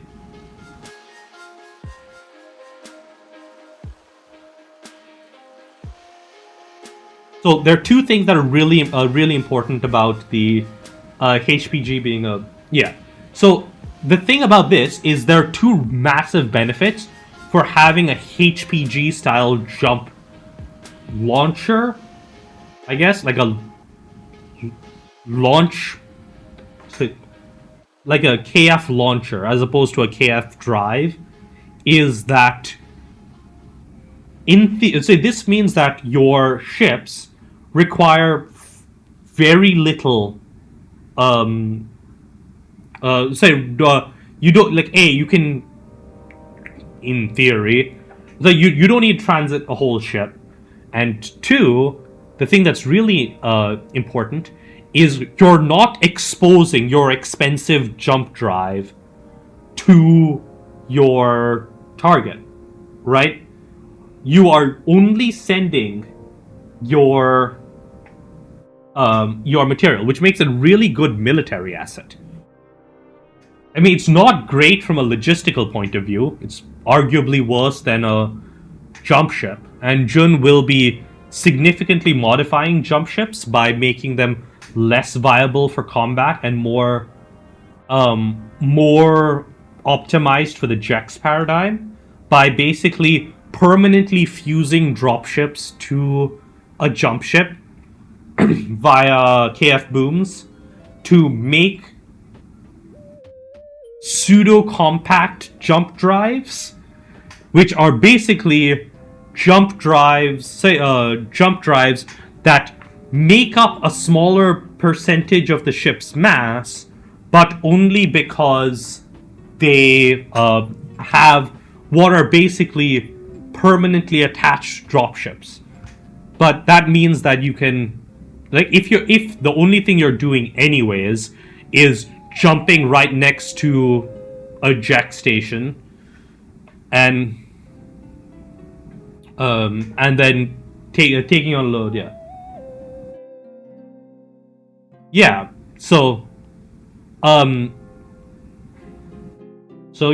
Jun is probably going to make like the like super freighter class. So Jun is probably like one of the things that will herald the reintroduction of the Victus coalition to the rest of the inner sphere is the appearance of the super freighter class of jump ships, which are designed to operate alongside Jex stations, which will be particularly important in the Lyran Commonwealth. But yeah, honestly, I'm starting to wonder, right? Like, no, I don't think this stops the Fourth Succession War. Because if Katrina does end up back on the throne in Tharkad, she's still going to send out that peace negotiation. This might legitimize the Victus coalition, but the primary other group, say the main, like the other big faction that will be that'll be responding to the Lyran Commonwealth is still going to be the Fed Sons. Yes, but the reason why Jun is quote-unquote going backwards is because the old system fails when you don't have the infrastructure to back it up. Jun is treating jump ships more like trains as opposed to ferries, right? And trains need infrastructure, right? They need train stations and all of this other stuff. While ferries just come up to the side of come up to a distant shore and like unload. They unload stuff that needs to then go off wherever, yada yada yada yada. But yeah, so I just realized that by the time the Victus coalition like fully forms, I guess they won't have as many worlds, but they'll control about the same volume of space as the Capellan Confederation. Oh, that would be hilarious. But yeah, like, the general idea is that I want to get up to the point where Jun is... Like, Jun has already planned a vacation to Canopus following the proper... Like, once the Illyrian branch, like, once Ven Interstellar is largely self-sufficient, But because like one of the big reasons they left Melpomene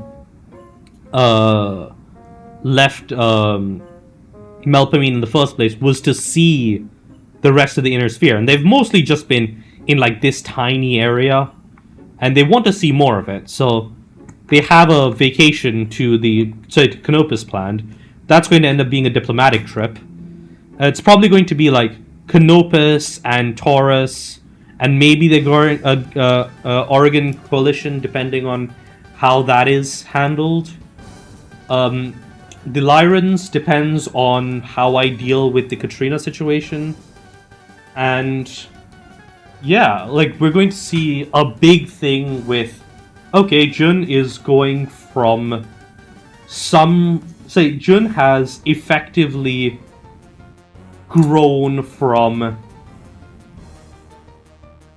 an interesting economic, like an interesting source of technologies and like a base level disruptor on that sense, where sure they can incite change but they can't really control change, to someone akin to Taurus or the Magistracy of Canopus, who are maybe not important players, but players you still need to take into consideration when you're making political moves. Because they're going to be like it's a situation that's very reminiscent of Canopus to begin with, right? They are, compared to the rest of the inner sphere, they have access to a lot of technology that the rest of them don't.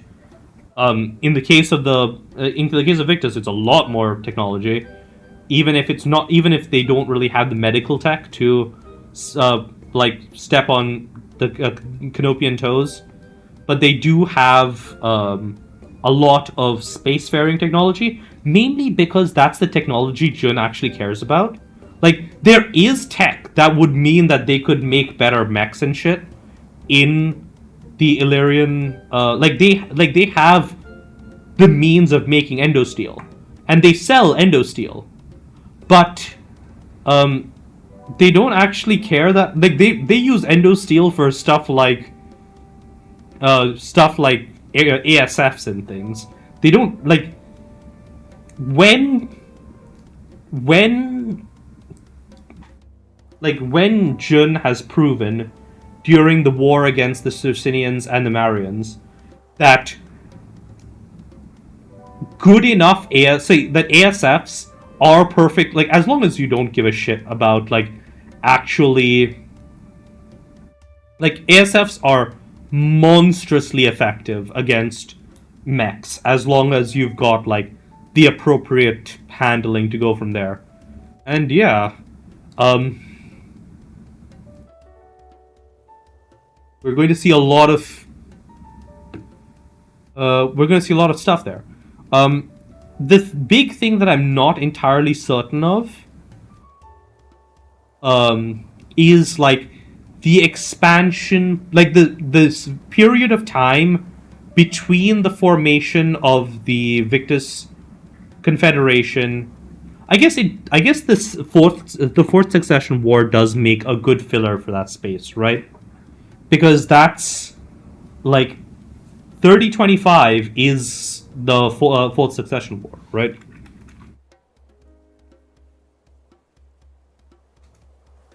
Uh, 3028, yeah. So that's, yeah, it's 3028. So yeah, I caught that. But yeah, so by 3028, the Victus Confederation, the Victus Coalition, is going to be mostly established and, like, on the tail end of their modernization plans. So I'm thinking,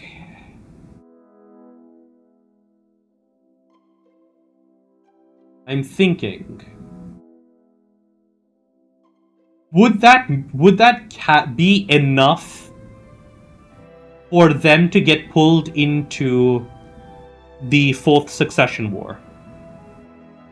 Like, by that point, they would probably have good ties with the Lyrans on account of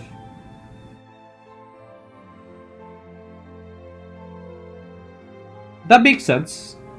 So, I guess I guess we would have. Where's Anton's rebellion? Anton.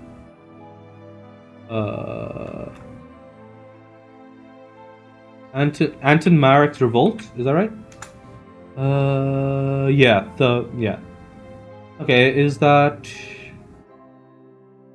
Okay, that's in the Free Worlds League, so that depends, right? I'm not sure how close of a connection Jun would have to the Free Worlds League, because a lot like Curtis Hydroponics is based out of a world that's in this area, and their backer said they were the backers, said they were the intermediaries between Comstar, and they were one of the many intermediaries between Comstar and the force that made up the first attack on Lothario. But I guess like Anton Marek is based out of where? Blah blah blah blah blah blah.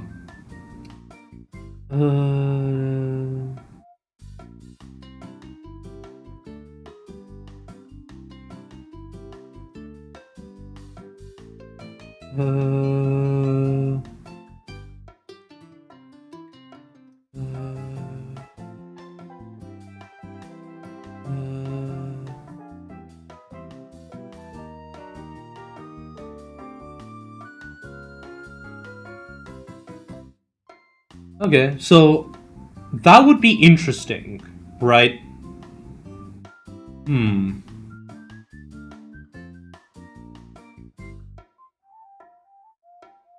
Yeah, so I'm not entirely certain how things will continue to go.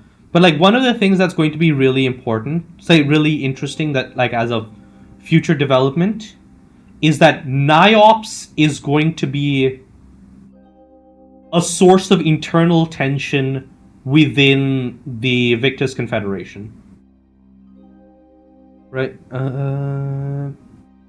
Because the Niopians respect Jun because they see Jun as this very learned individual who is very intelligent and has sought out knowledge and is like an example of what they consider to be and like in their like the members of their society. That's what they hold in high regard, right?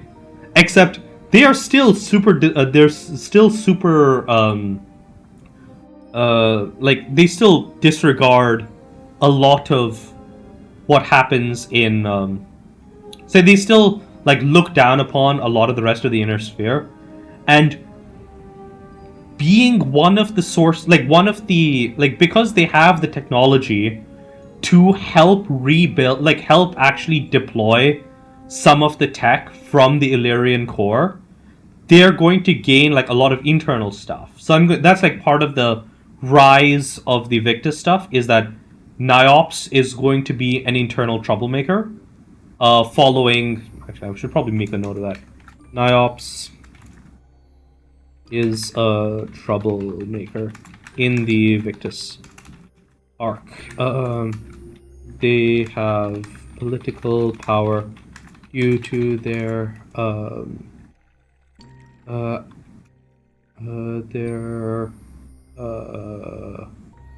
doors of Star League level equipment, which is a key part of the industrialization effort Jin puts forward. But yeah, so basically the way I have it is that this space becomes the Illyrian, so it becomes the Victus Confederation. It's not Confederation, Victus Coalition. NIOPS is like is a pain in the ass while that's being set up. I don't know how much like the only way that that Jun would get drawn into the fight against Anton Marek is if Janos, for some reason, um, chose to source stuff from the Victus Confederation. Which is possible, I guess? Is because, like, around that time, the Victus Confederation, I guess, would they be revealing that they have endosteel production? I don't think they would be willing to produce endosteel production. They're willing to reveal that they have endosteel production before they re-enter the like whole, like, the actual political stage of the inner sphere.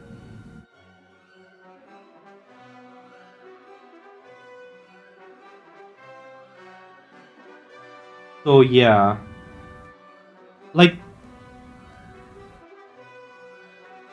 they will be doing a lot of orbital infrastructure, but that'll be explained by, okay, we're making a bunch of shipyards for dropships that they're selling to fund, like, massive industrial expansions after having taken over 2 entire pirate nations. And then around, say, I think the best point for them to rejoin the inner sphere is by being a major backer for Katrina when she returns to the inner sphere.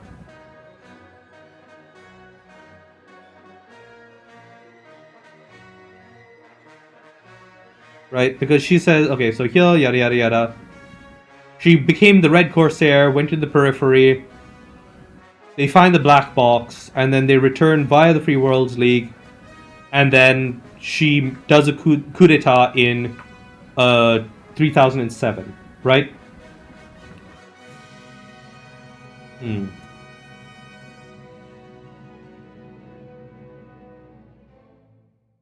I guess that's too soon. I think maybe... Okay. Because, like, in 3004...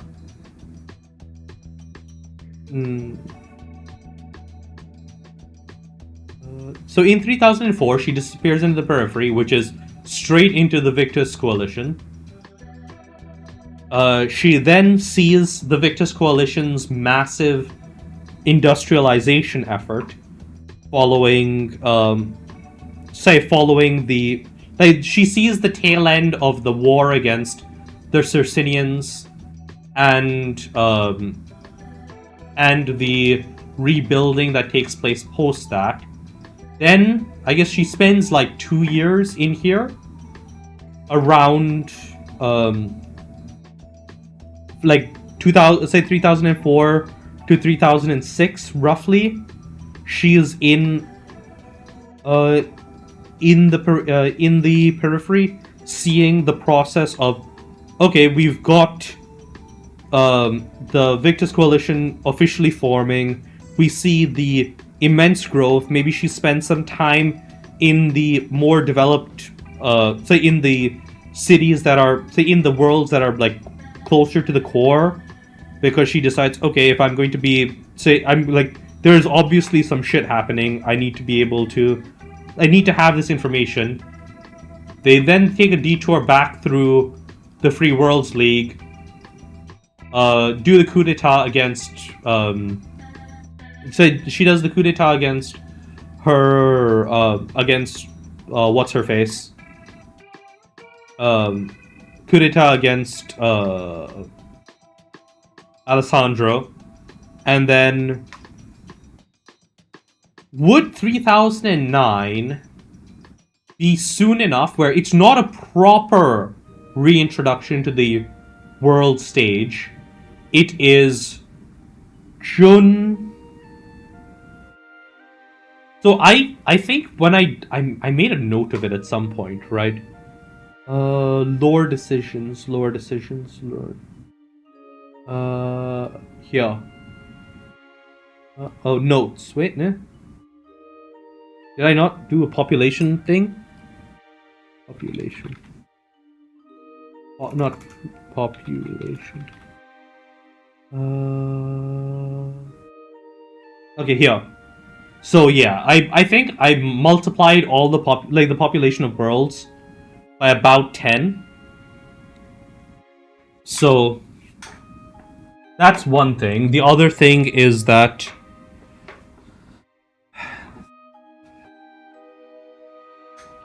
yeah. Anyway, so at the very least, I think 3009 Katrina will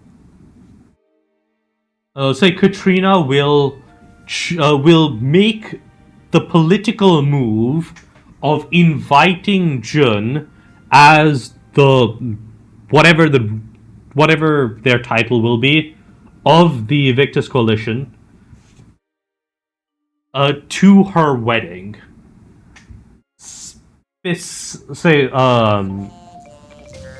I think that makes sense for their reintroduction.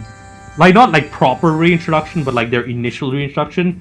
The reintroduction of, hey, we're now selling a shit ton of dropships, right? I think 3007 is around the right time for that.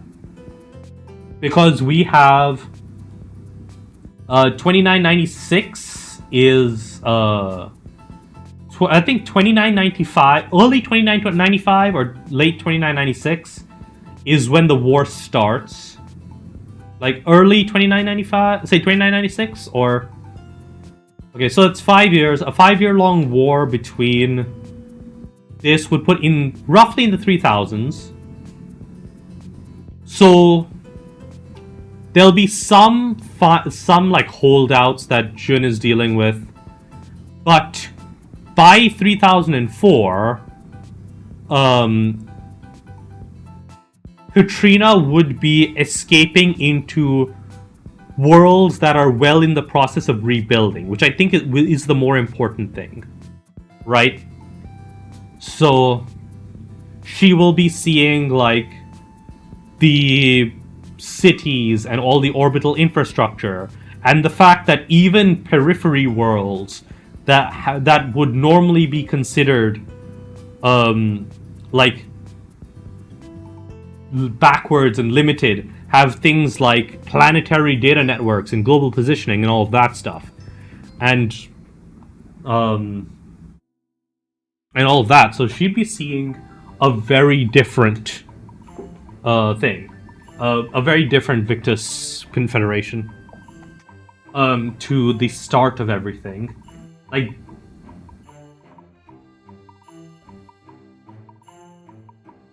yeah.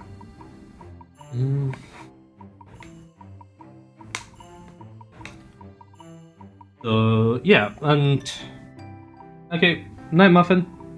But yeah, that's kind of the plan that I'm going with, is that Jun has about a year to set up Ven Interstellar before the massive assault via the invasion begins, right?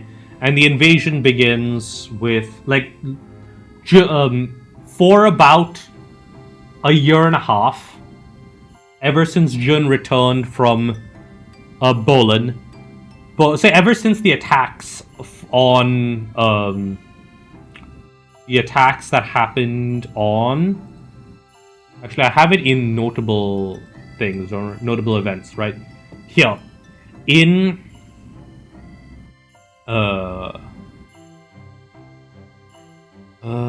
here. In January 2994, the Marians that attack Illyria are hit with they got renamed to Cortoms, but this is when everything. This is when the clock started ticking, right? This is them reaching out to their allies, trying to build up stuff. This should be a 4, right? This is them reaching out to their allies, trying to build up forces. They're trying to like get a hold of jump ships and drop ships to transport their troops, all that stuff. in order to make a big push and like trying to work out strategies that'll actually do something. And the thing is, Jun is kind of right about the fact that they need to be concerned. Like the way that the Vatnajökull attack ends up running into a problem is instead of bringing along a lot of instead of like as a part of their forces, they brought along a bunch of like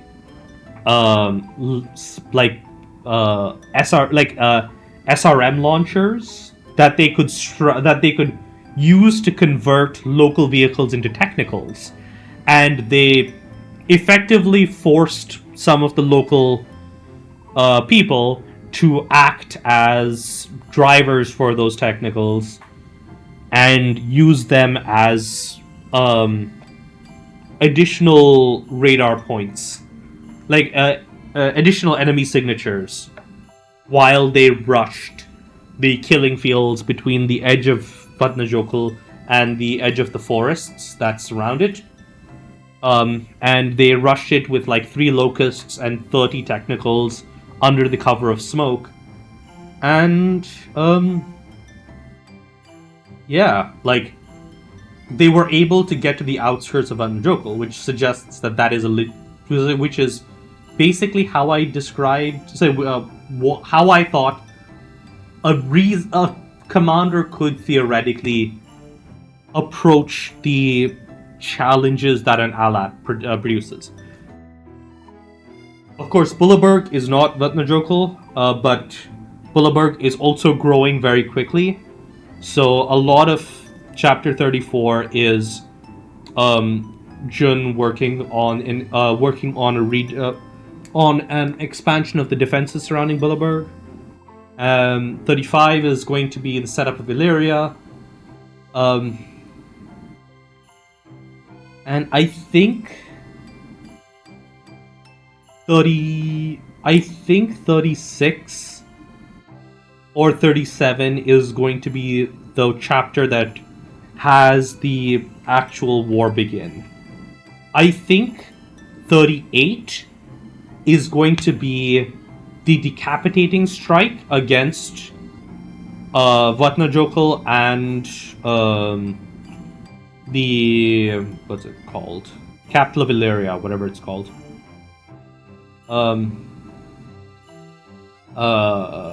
And Dalmatia is basically the way I have it. The way I kind of am like. Okay, so I'm going to want some. I'm going to want some.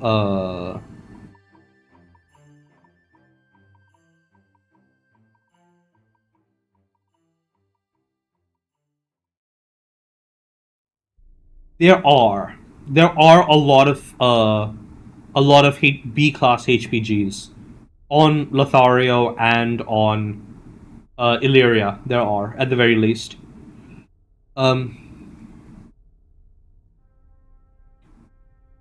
But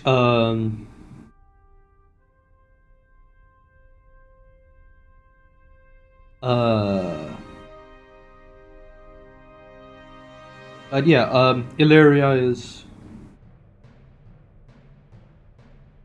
No, Lothario got it. If I go look at Lothario. If I go in. Lothario had theirs destroyed at some point. They used to have one, but it was destroyed, I think, by the Marians?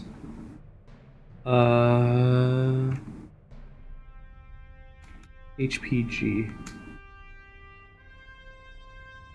Yeah, here. Lothario... The planetary HPG was destroyed during the Jihad, which only happened in, 3067.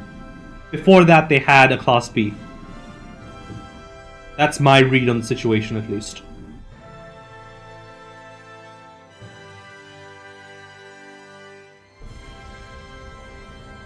But yeah, so there'll be decapitating strikes on basically the plan I have What do you mean it wasn't?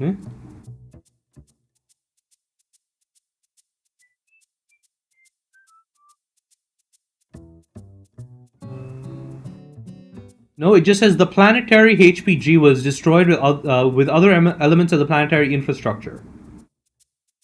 Lothario was in a deep state of unrest during the Jihad, and the planetary HPG was destroyed.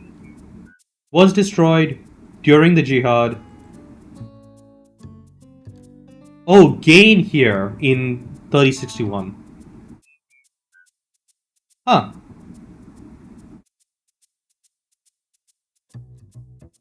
Okay, yeah.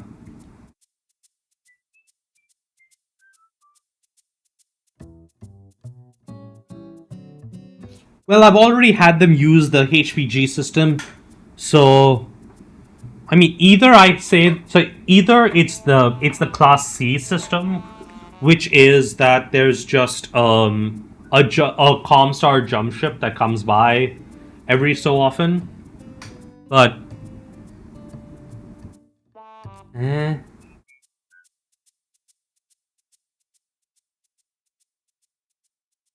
like like most likely I'll just say that hey, the HPG was say like I've already made the HPG canon. I don't want to undo that, so that's where it's at right now. Beyond that,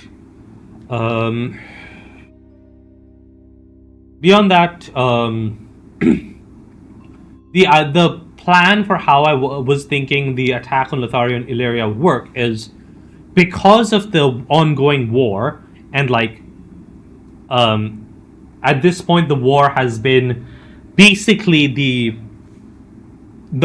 plan has been due to the deployment of Cortoms and stuff like that is your dropship, so your mechs and everything jump out of the dropship as fast as possible.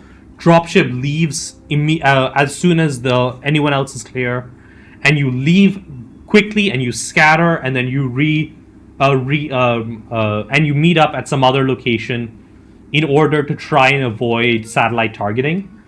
And then part of how they get past the Alats is what they do is they like insert agents into the refugees that are moving towards Vatnajökull and Dalmatia, and those refugees use bombs to blow up the Alats in those cities because unlike Bullaberg or Omoa, they don't really have a lot.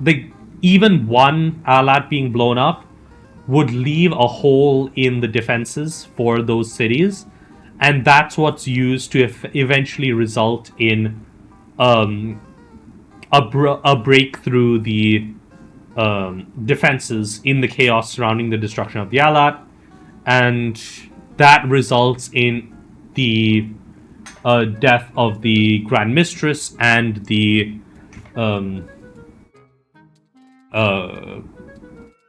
so the Grand Mistress and the what's it called?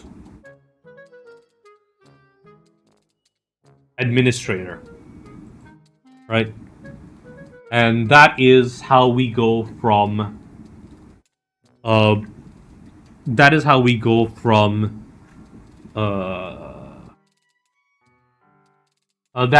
we end up with the power vacuum that Jun gets sucked into, because Bullaberg becomes the final bastion for defense, say, on Lothario, and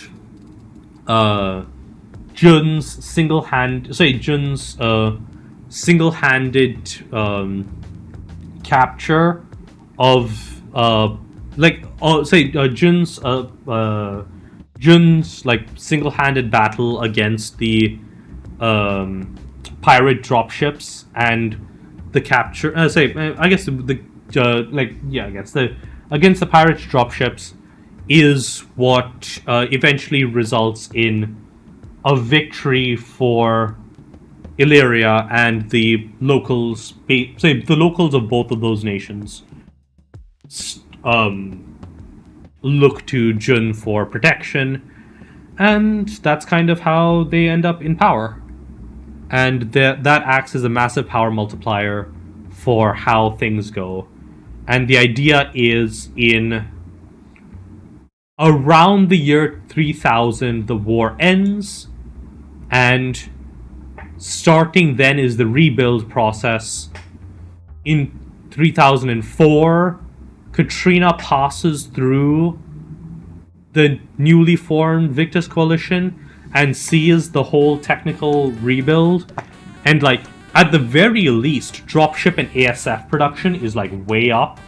And that's already a good reason to, like, keep an eye out on these guys. But even outside of dropship and ASF production, they are also exporting large amounts of computing technology to the Lyrans via Venn information technologies, which is another big thing.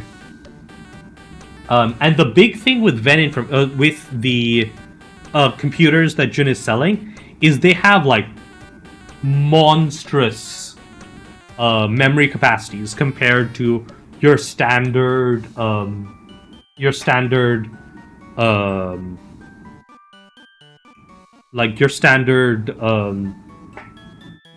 standard note computer, like on the order of one of the fail safes for the Illyrian core being destroyed is a hard drive that is a SSD drive that Jun keeps on their person that contains a full copy of the Illyrian core in what's basically like a pocketbook sized like little thingamajig that has all 14 terabytes of like 40 terabytes of information required to recover everything that's in the system. And yeah. And like, especially if she passes through Illyria on her way through the Free Worlds League, she is going to see like an actual another player worthy of consideration on the political stage on her thing.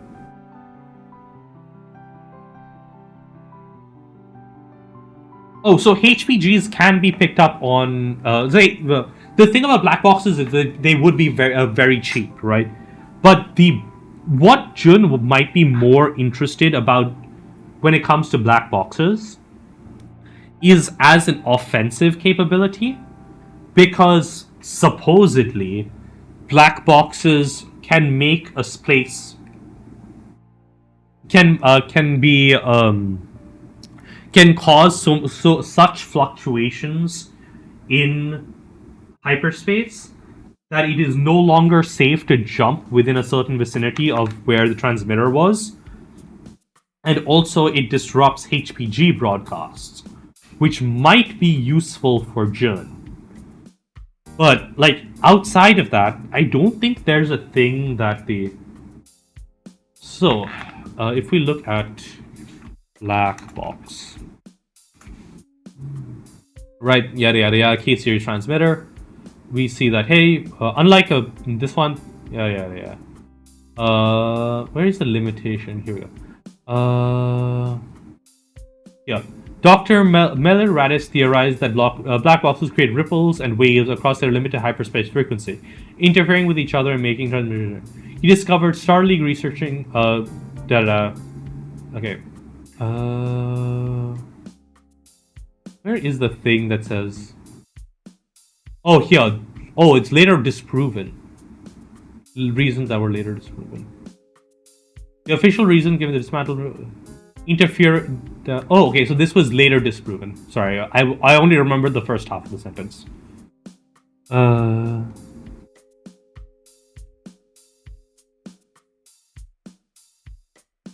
Yeah, but like, if they have HPGs, it's not going to be a big deal, especially because Jun is probably going to be like, Jun is probably going to be doing some weird shit with orbital HPGs, right? Um, Basically, my thought on a HPG is, if it's possible to create a jump point on Earth using a fusion reactor. Yeah. Yeah.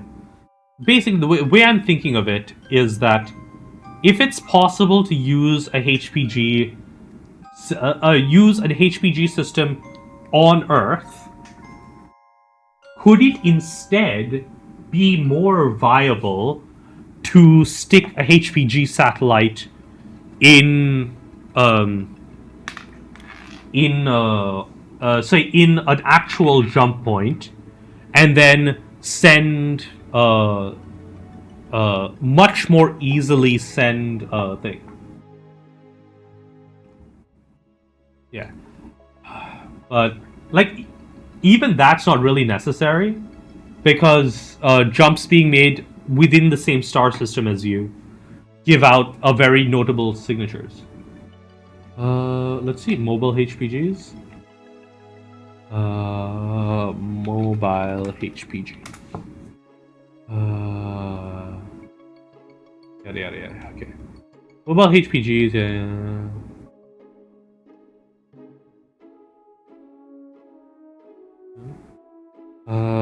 Detect. But yeah.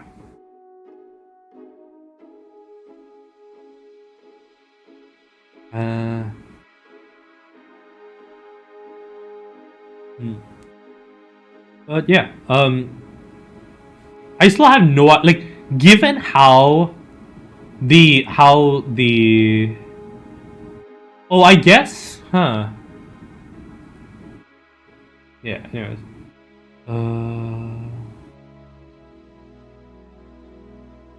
I have no idea how this is supposed to work, given how the HPG is described.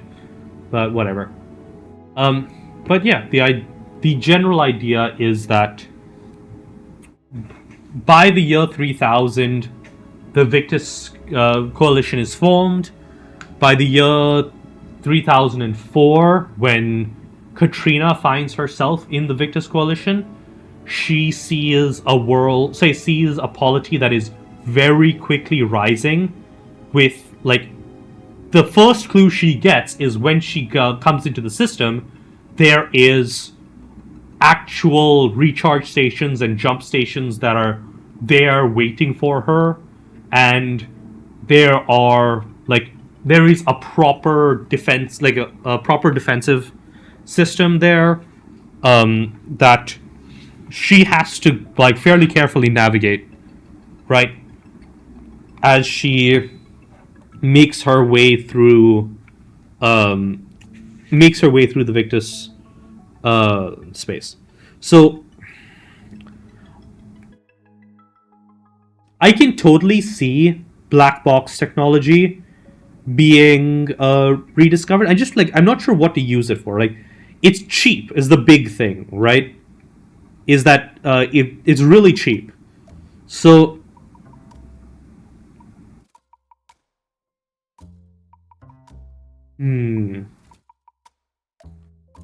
uh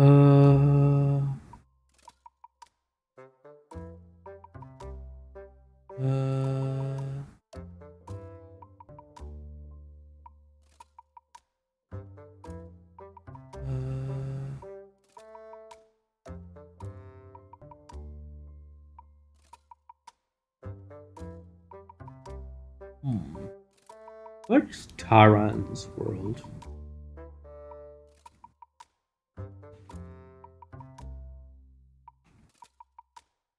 That would be better served with HPGs, but yeah, like, basically the idea is, past a certain point, Jun is going to want to re-establish contact with Melpomene, if only so that they have... Like, part of it is they are definitely going to be expanding this way. Because Jun is fully aware that there are giant monsters right on their border, right? So they're going to want deep space settlements, like deep periphery settlements that can do stuff like... Their jump ship manufacturing is probably going to be in the deep periphery. Possibly even Melpomene. They might actually just pick Melpomene because they know Melpomene, and maybe because Nia's there. And that would be interesting. So,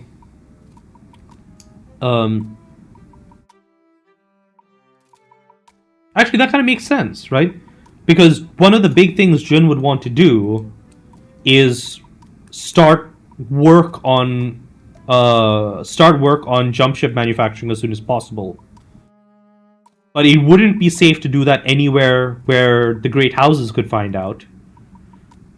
And so they'll want to do it in the deep periphery, but they also want to say, and they have a perfectly decent place to do it in the deep periphery, which is Melpomene. And they'll want to uplift Melpomene anyways. That's pretty useful.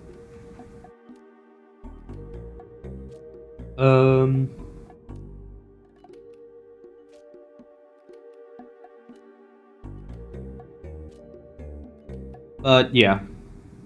Wait, Taran.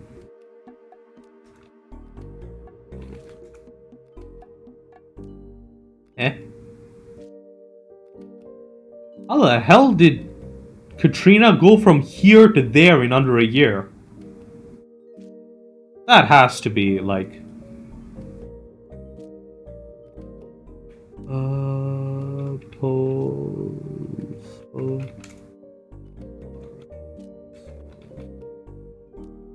Like, even the closest, like, even the most direct path is 30 jumps. And she would need to get, say, and that's like...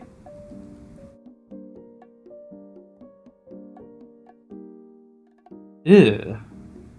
And that's like passing through inhabited systems, passing super close through Tharkad.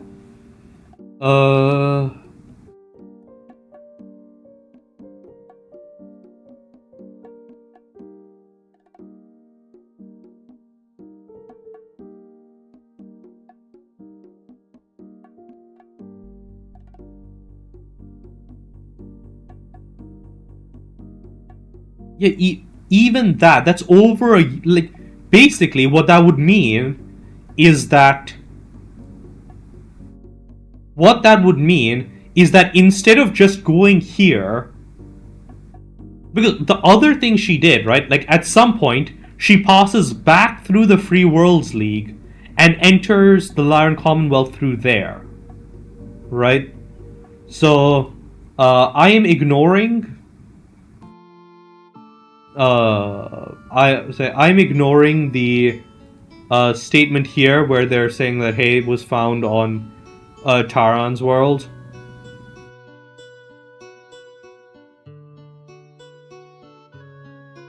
So I'm ignoring this. I'm just going to assume that maybe there's another station in here, because like there are other worlds that would have a lot of radiation and shit.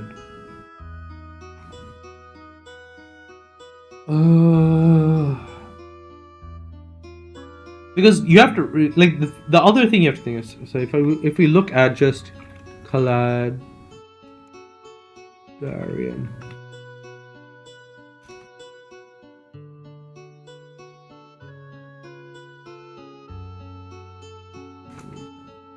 right? If we just add this, right?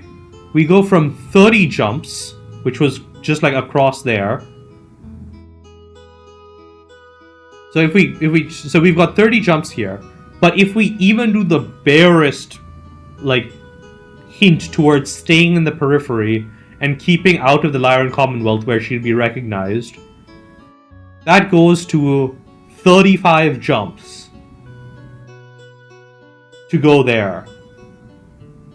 I get the feeling that she would have had to spend the entire year doing nothing but jumping through the periphery to get to Taran's world. If the 3005 number in this series, in this thing, is true, right?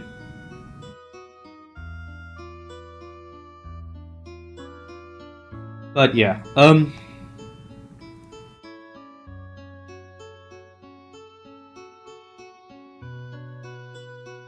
also, I have no idea why the hell it's done in a fax type manner. Maybe it's like something to do with optical encoding, but even that makes no sense.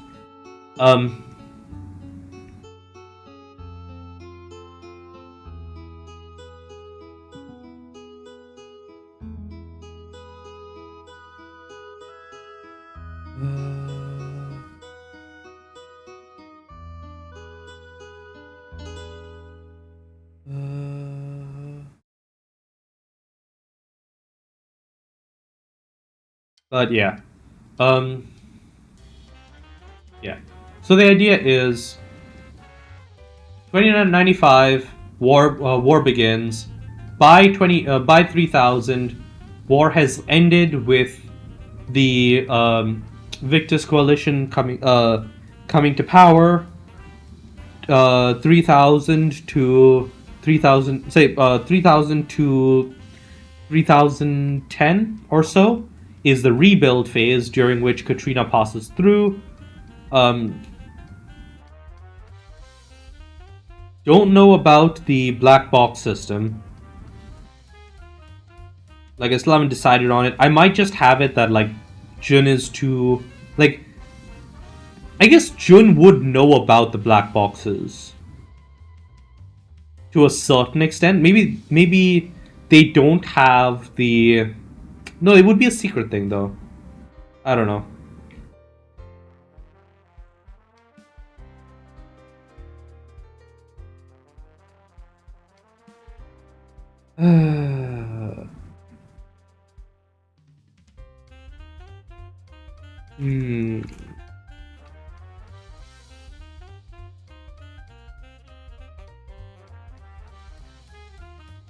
Okay.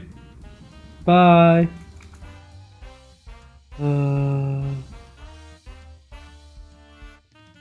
Yikes. 15. 36 jumps. Just to stay anywhere near the periphery.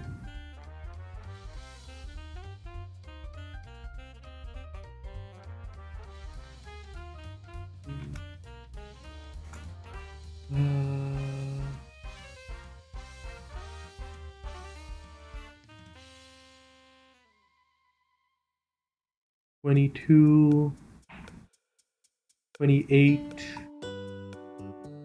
37, 37 jumps on anything approaching like an actual periphery option.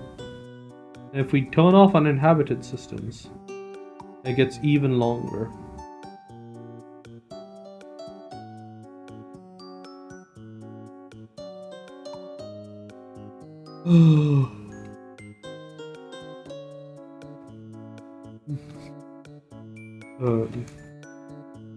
Vessels. Other craft. That the amount of small pieces. Orbit.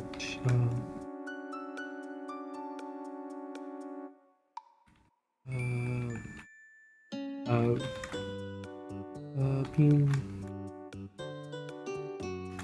notable navigation.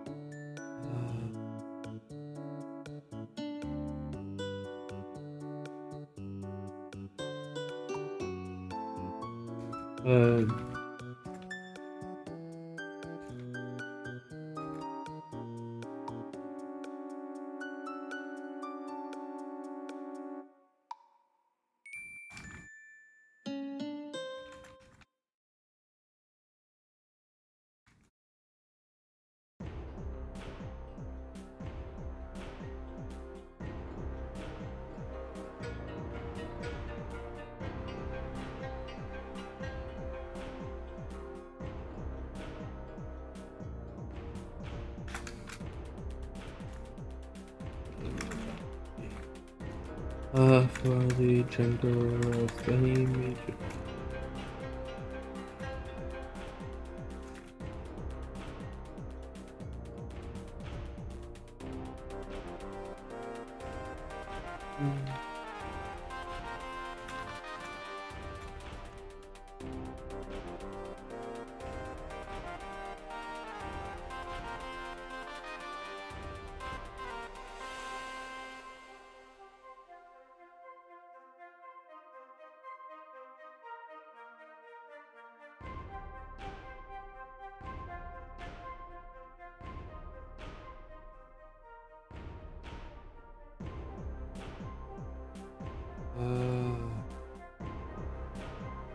Come on.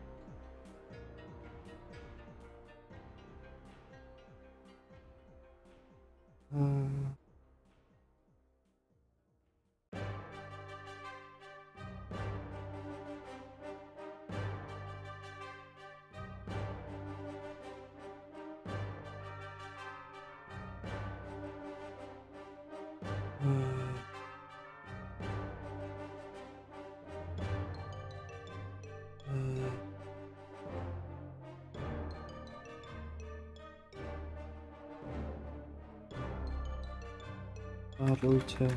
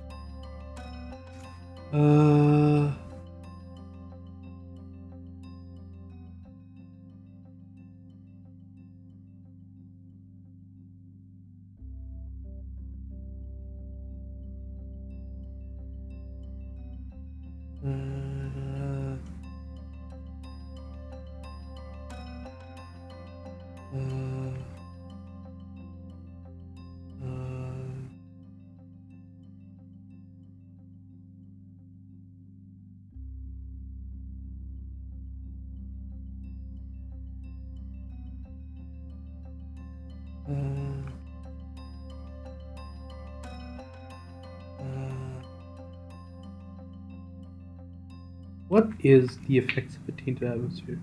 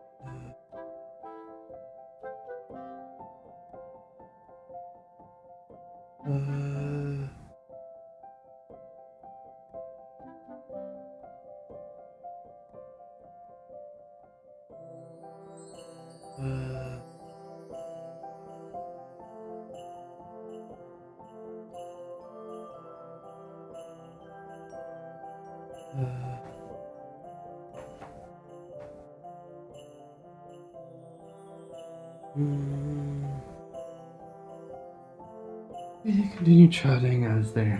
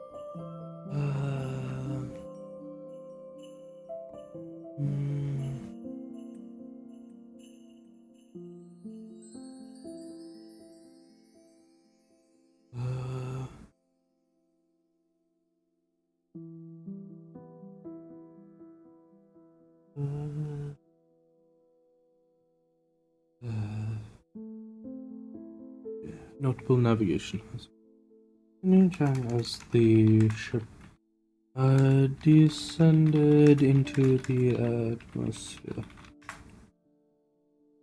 Eventually.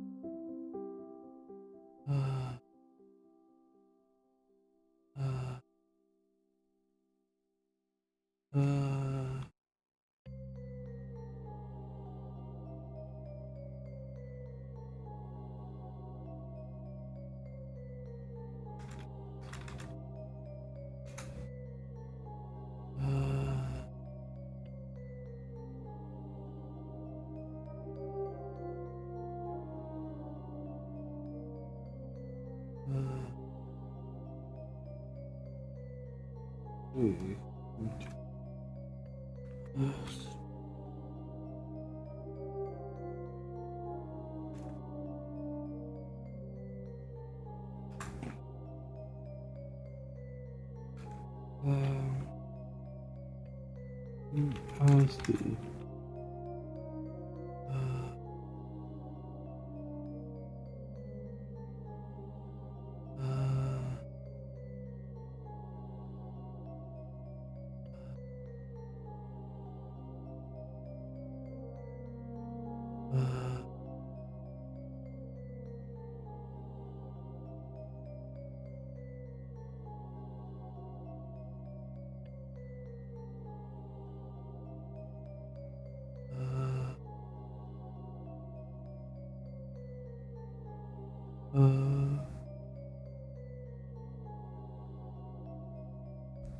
Uh,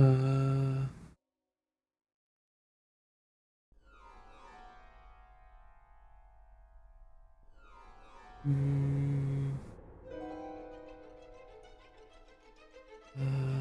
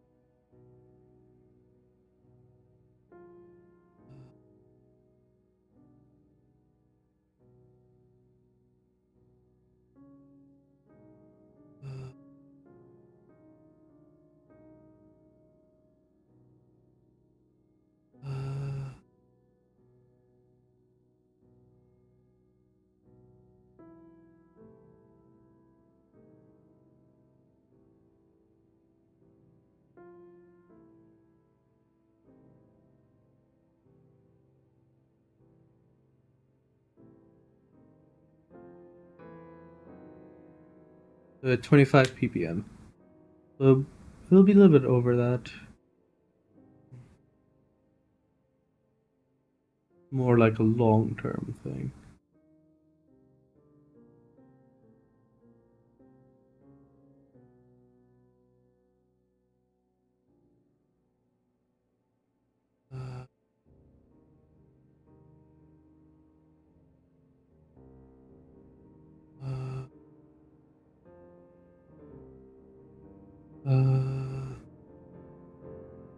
Moss. Grab the moss from the racks. From the,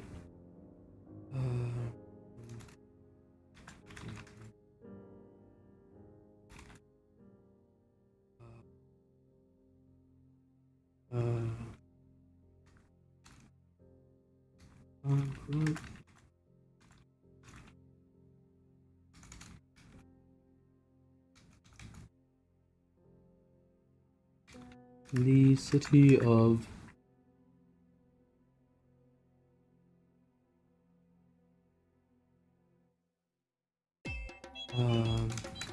lore decision.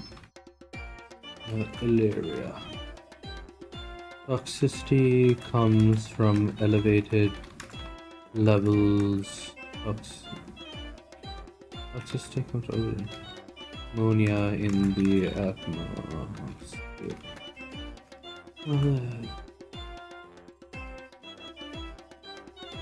40 ppm.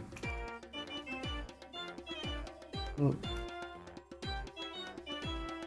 30 ppm. Mainly hazardous. Hazardous. Over.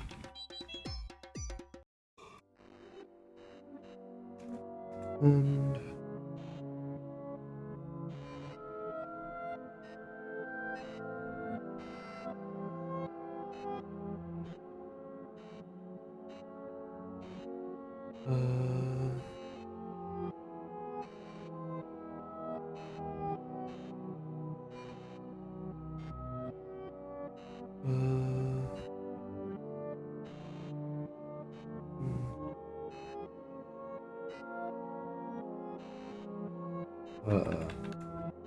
average longer exposures. Smell.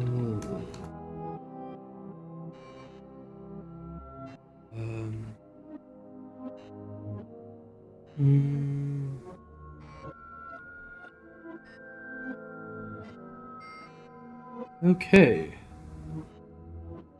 I think I'll wrap up for today. Bye.